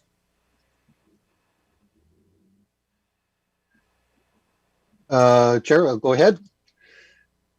Yes, I'd like to take 3,000 of the surplus and the remainder be used to offset taxation. Okay, is there a seconder for the recommendation? Seconded. All those in favor? Thank you very much. Now we move on to electoral areas, economic development. So electoral area A. Sorry, Tina? Yeah, this one's a little bit different, Chair. Some different decisions here because what we noticed with the 2021 budget and the base budget for the economic development functions is that they haven't really been adjusted to reflect the new Scredo agreement. And so there's some very large discretionary values in there. So what we're recommending is that all of the 2020, the financial plan be amended to reduce the base budget discretionary down to about $3,000. And the reason why that particular value was selected is A couple of reasons. A, we don't have really a granting intake for economic development other than, funding our community partners and stakeholders like the Chamber, like the Coast Cultural Alliance and Sunshine Coast Tourism. And the rest goes to fund the Scredo contract. So this particular, we tend to revisit over the last couple of years. So what we're saying is let's reduce it down to a nominal amount. And that's what our recommendation is there. So would they would reduce it, the 20, in this case, 23,960 to 3,000. And then on top of that, they would add in the 42,288. Like, what does the green line mean? What is the green line? So essentially, the green line is just to say this is what's committed. So that's by contract, right? So the Scredo is already included in there. And then the white boxes below are things where you approve them through the community partners and stakeholders. So again, I'm going to just use an example. We have an item on the agenda here where we would amend one of those white items. It wouldn't necessarily come from the discretionary. What the discretionary would be used for is if you had a community group, I can't give an example right now, but there might be some new community initiative that fits with economic development. And they could allocate that. However, we don't have a program to solicit for community applications. However, on occasion, through the grant and aid application process, it has been determined that might fit, it might align more with economic development type of activity versus maybe through the grant and aid function. So,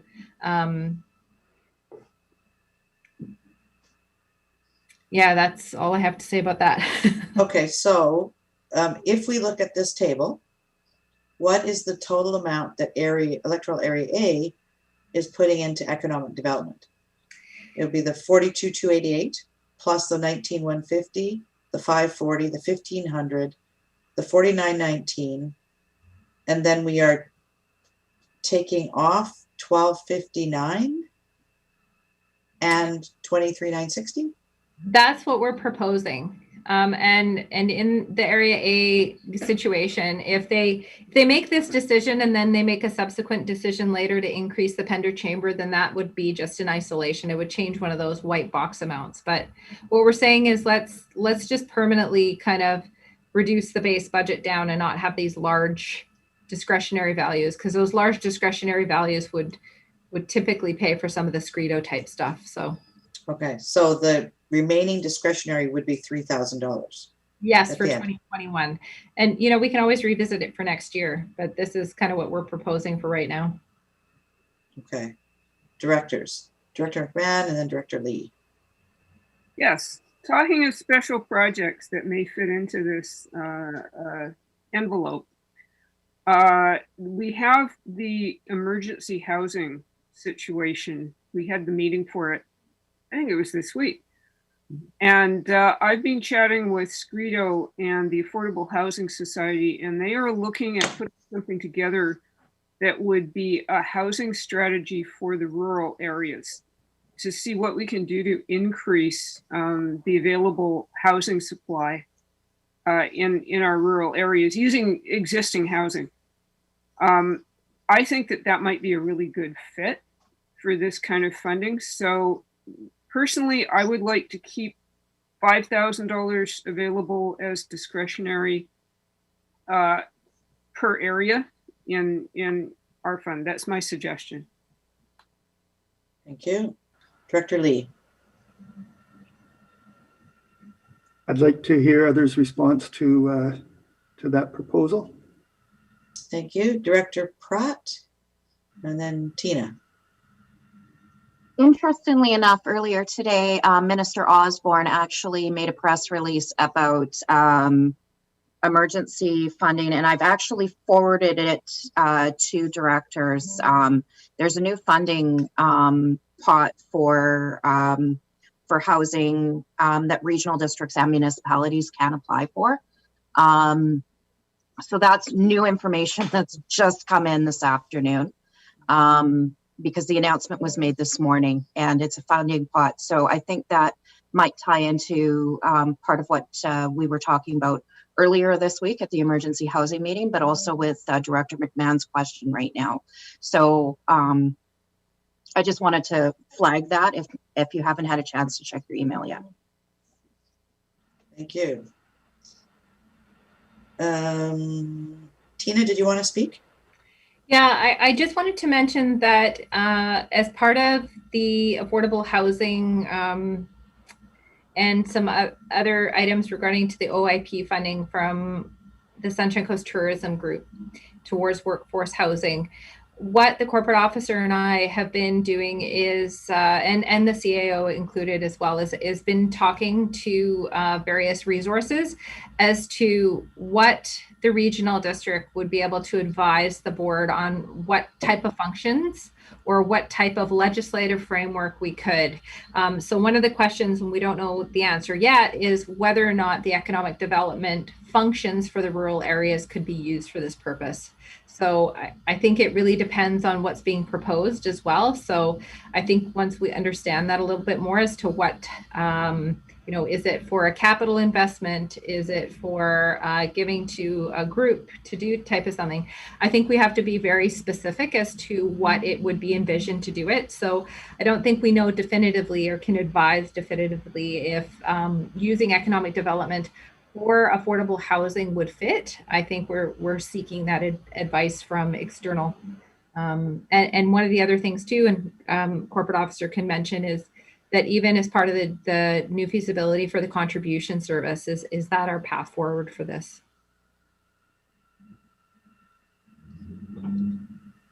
All right, Director Lee, we're back to you.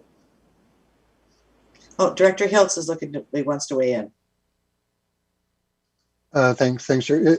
Just a question about the significance of adding $10,000 into this service. These are funded by taxation, and staff's recommendation of $3,000 was for one objective, and Director McMahon's of the $2,000 for me. It's this belt and suspenders, get ready just in case kind of, and so $10,000 to get ready just in case for the year coming up. So it's a direct $10,000 taxation. I think Director McMahon was indicating instead of 3,000, have 5,000 sitting in there. Yeah, so it was 5 times 2 as an increase over what Director McMahon. So to go with the 5,000 per area is essentially $10,000 over what staff is suggesting.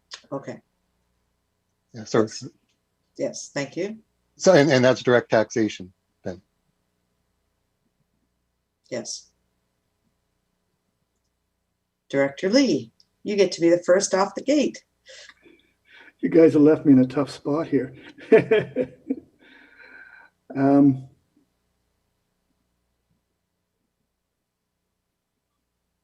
Could we come back to me and let someone else decide? I'll hold up my end of it if that's what we're up to, but I tell you what, I'm going to go with the 3,000 as suggested by staff. So I'd like to make a recommendation that the proposed new base budget discretionary amount be $3,000.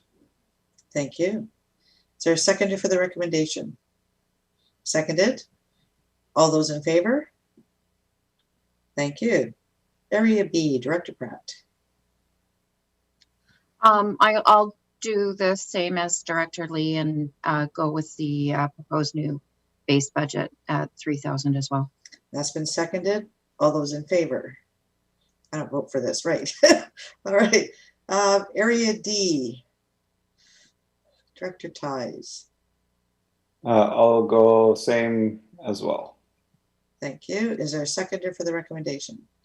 Seconded. All those in favor? Thank you. Area E. I guess I should go with the herd, huh? And it's up to you. I am hopelessly confused by negative reductions to taxation, so I'm just going to go with a staff recommendation of $3,000. Thank you. Seconded. Okay. All those in favor? Thank you. And Area F. I'll be one of the herd and the 3,000 discretionary base. Thank you. And second? Seconded. All those in favor?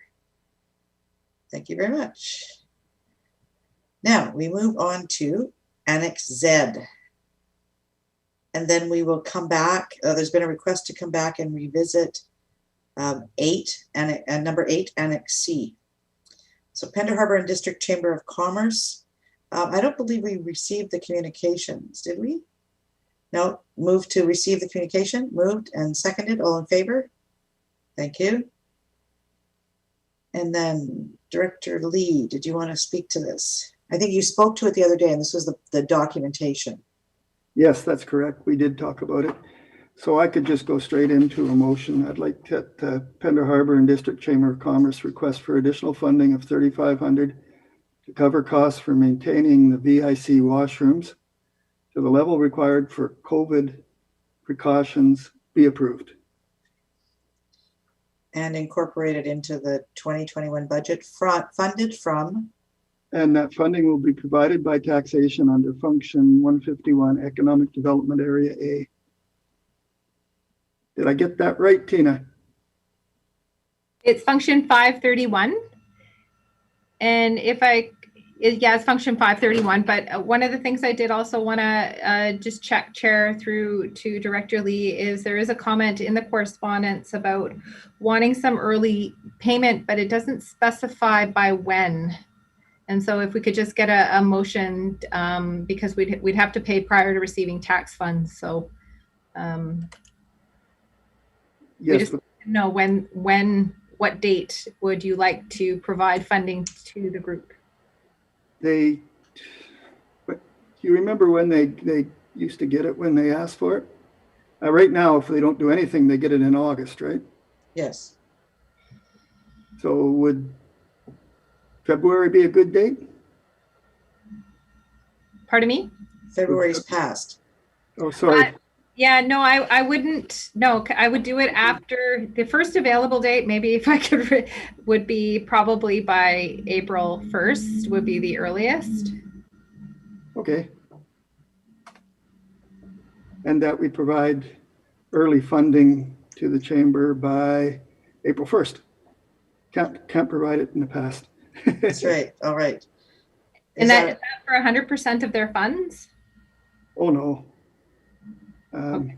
All right. We can take it offline without, maybe we can work with the chamber on what type of cash flow they would require. Because typically what we also do is we have agreements. And so we'd have to execute the agreement before we had this. And okay.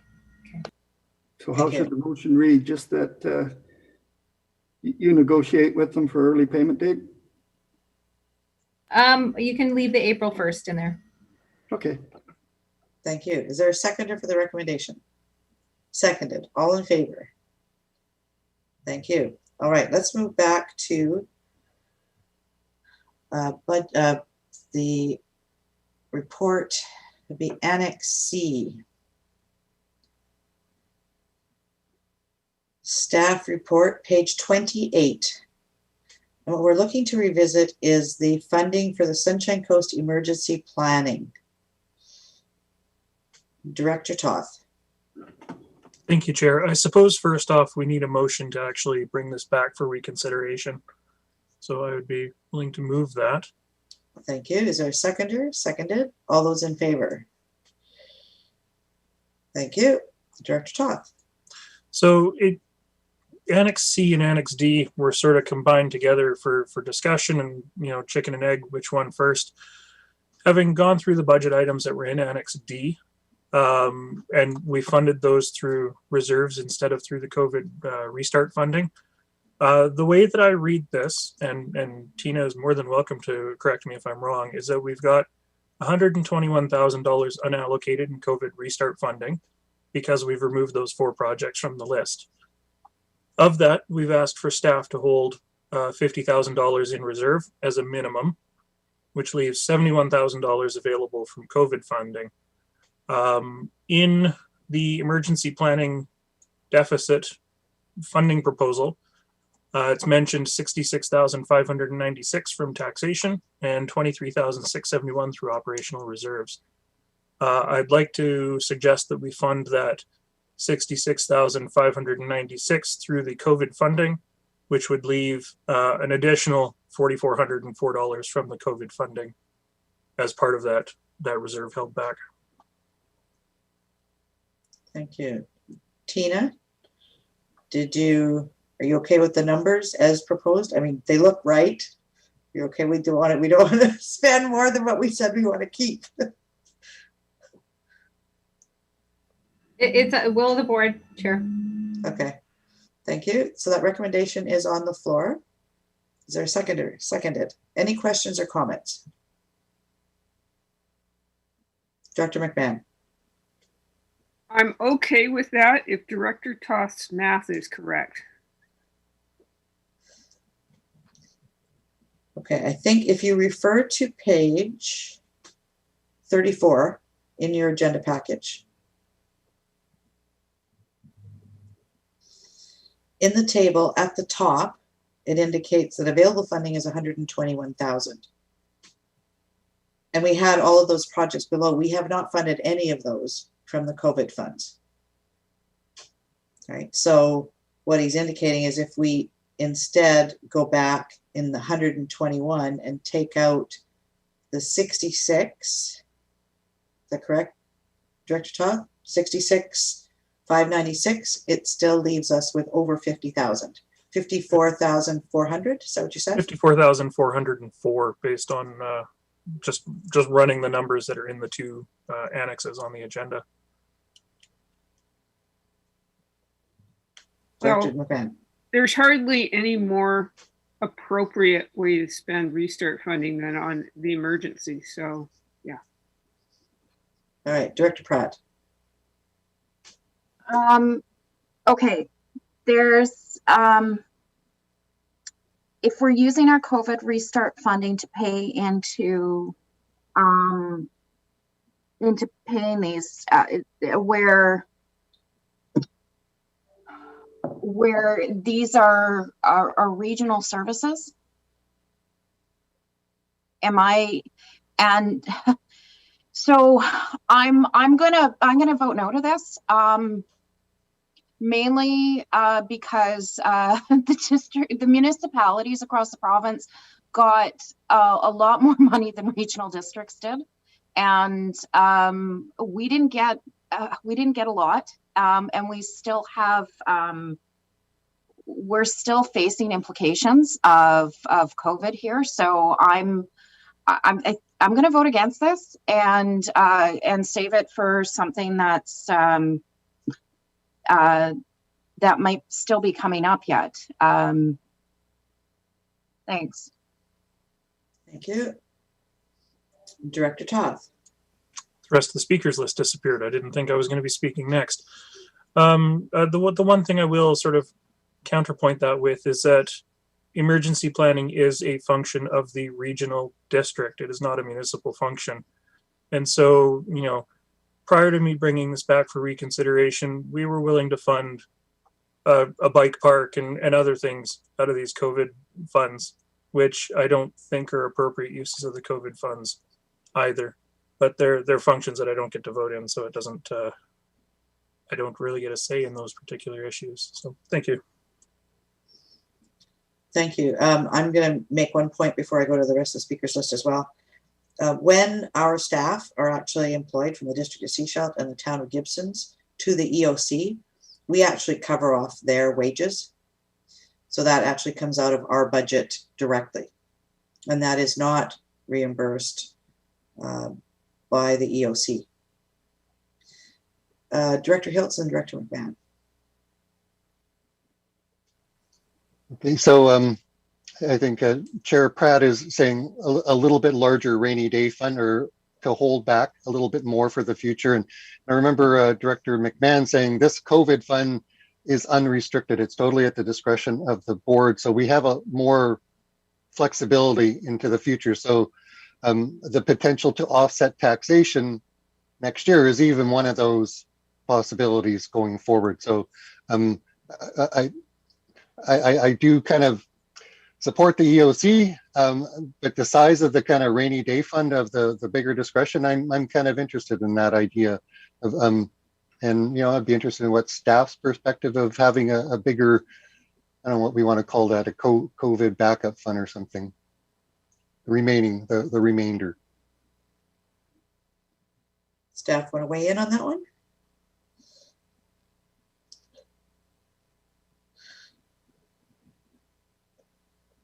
CAO. What was the question exactly? So the conversation is around keeping the 66,596 as part of the COVID restart funds that are available to staff and the community to offset potential costs that we could incur this year, or reducing it to $54,404 and using those funds to pay for the deficit in the emergency planning function. And the question was, are staff more in favor of keeping the additional funds? Given we don't know what we're going into and what the uncertainty is still. I'll take a stab at it, and then I'm going to make sure that I don't say something that's totally wrong. So I'll be leaning on Tina to help me out. We had some discussions as staff around the use of these funds, and one of the discussions we were coming to later on as a staff group were the fact that this isn't over. We don't even know what could be happening this year in terms of things that could come up where we'd go, man, it sure would have been nice to have some of those funds left over, because this would have been right smack dab in the middle of that bullseye. And when it comes to using the funding for the EOC deficit or the EOC funds, I guess the thing I'm struggling to remember, and this is where I'd sort of lean on Tina, is if we didn't use these funds for that purpose, where would the funding for the emergency deficit come from? It's in the recommendation, says 2021 taxation, and 66,596 from 2021 taxation and 23,671 through operational reserves. So the taxation portion would in part be covered then by Gibson's and Seashelt as well. Yes. Yeah, okay. I understand that then. Thank you. Director McMahon, Director Ties. I can tell that we're getting down to the very dregs of the budget process here, because I've managed to change my mind 3 times in less than 5 minutes. But I'm now going to go along with Director Hiltz and say that I like the flexibility of maintaining this funding, and we do have the option of using it to reduce taxation next year if we need to. Thank you. Director Ties. I hate to throw a wrench in things, but I actually like the idea of using it this year. We've got a considerable tax increase. I think we can offset it this year, and I think that the flexibility is not really an argument, because taxation is as flexible as it gets too. So, I mean, you're going to be paying it. If you're going to be paying it through taxation this year, or if you're going to be paying it through taxation next year, the taxation is even more flexible than having COVID restart funds. So I would vote for it to go to taxation this year, not to taxation this year, to use the COVID funds this year. Thank you. Director Toth. Thank you, Chair. I mean, it really is a board political decision as to whether we want $54,000 in that COVID reserve and tax for 66,000, whether we want $54,000 in that COVID reserve and no increased taxation for the emergency planning, or whether we want $121,000 in that COVID reserve and an extra $66,000 in taxation on our residents. We don't know what's going to happen this year for sure. But as Bonnie Henry said earlier this week, there is a light at the end of this tunnel. We've just received a recent commitment for an additional 8 million doses of vaccine by the end of March in Canada. So we are looking at the end is in sight on this, and I got to go with the provincial health officer. Thank you. Director Lee. Thank you, Chair. Well, I do agree with Director Pratt. I'm afraid that I am very interested in reducing taxation as much as I can for this year without actually hurting next year. And this appears to be one way of doing it. And I will just have to trust that we gain the goodwill we gain from our municipal partners will look after us in the future. So yes, I am in favor of the motion. Thank you. Director Hiltz. Can we have a little bit of everything? A little bit of tax reduction, a little bit of EOC, so everyone gets a little bit, just a question. Okay. I have one question for Tina. When does the regional district have to actually commit to spending the funds? Not spend the funds, but commit to where they're going. I think by 2022 is what I recall the letter said. So the end of 2022. Yeah. They have to be fully allocated by 2022. Thank you. I don't know if they have to be spent, but they have to be allocated. Right. That was my understanding as well. Director Lee. Just to check, I'm sure Tina would have, CFO Perot would have caught us if we weren't allowed to do this, but we are allowed to do this legislatively. Oh, to reduce the deficit with this use of funds? Yeah, you can. And to spread it out over municipalities as well, even though it was given to regional districts. No, it doesn't work that way. Essentially, what prescribes the allocation is the service establishment, so all participants. So again, it would be allocation based on percentage. So it would just reduce the taxation is really what would happen. So it's okay to do this. So I'm good. Thank you. All right, Director Hiltz, I'm going to come back to you. It sounds like you might consider an amendment to the motion. A little bit for everyone. Yeah. I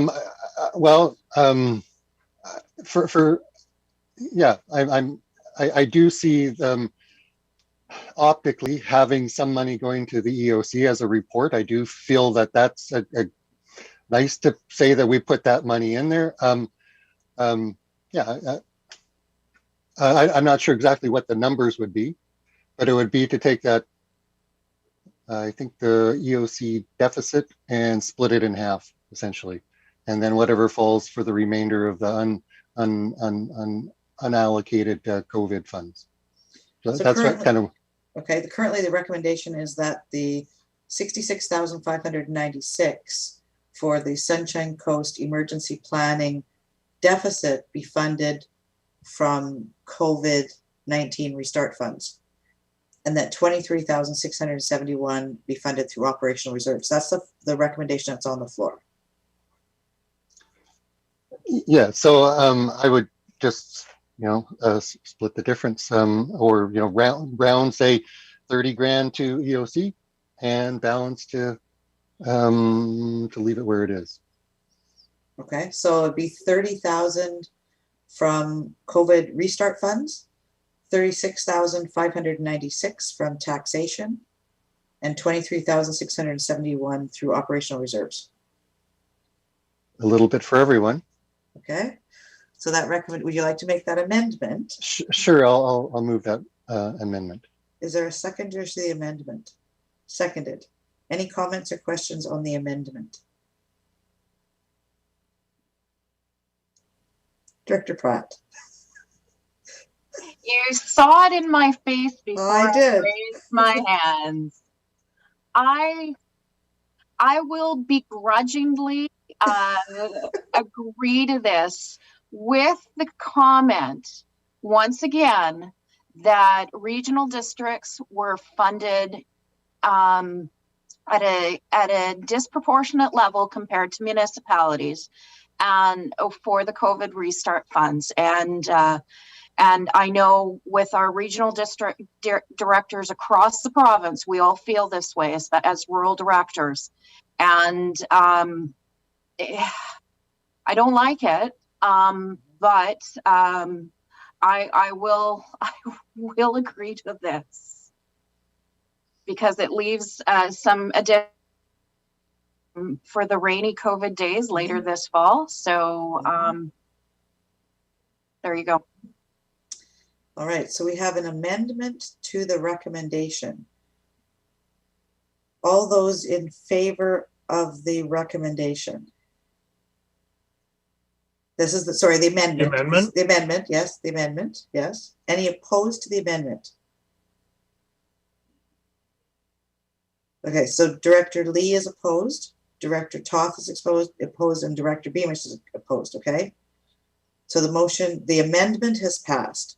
So the amended motion on the floor is that the Sunshine Coast Emergency Planning deficit of $90,267 be funded $30,000 from COVID-19 restart funds, $36,596 from 2021 taxation, and $23,671 through operational reserves. All those in favor? Any opposed? Oh, Tara. Sorry, go ahead. We're good? Okay. 2 opposed. Would you like those recorded? Director Toth would like it recorded. Tara.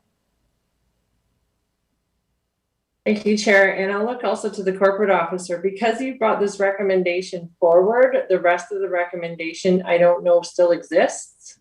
Okay. You've only made the change to that one portion. So maybe the corporate officer can clarify that.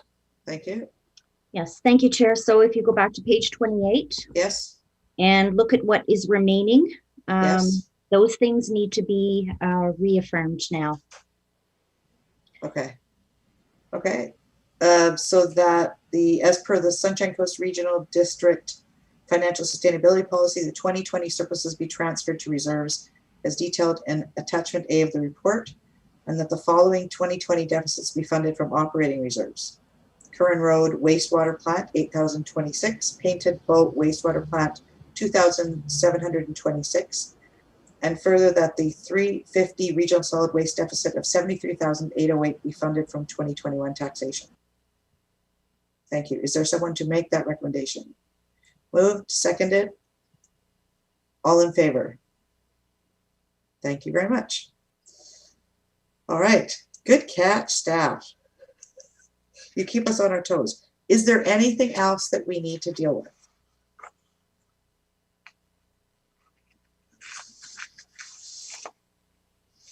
Just okay, good. I just want to make sure Tara's got everything and we haven't, missed a piece here and there, just kind of like that one. She's giving us a thumbs up. All right. I look for a motion to adjourn.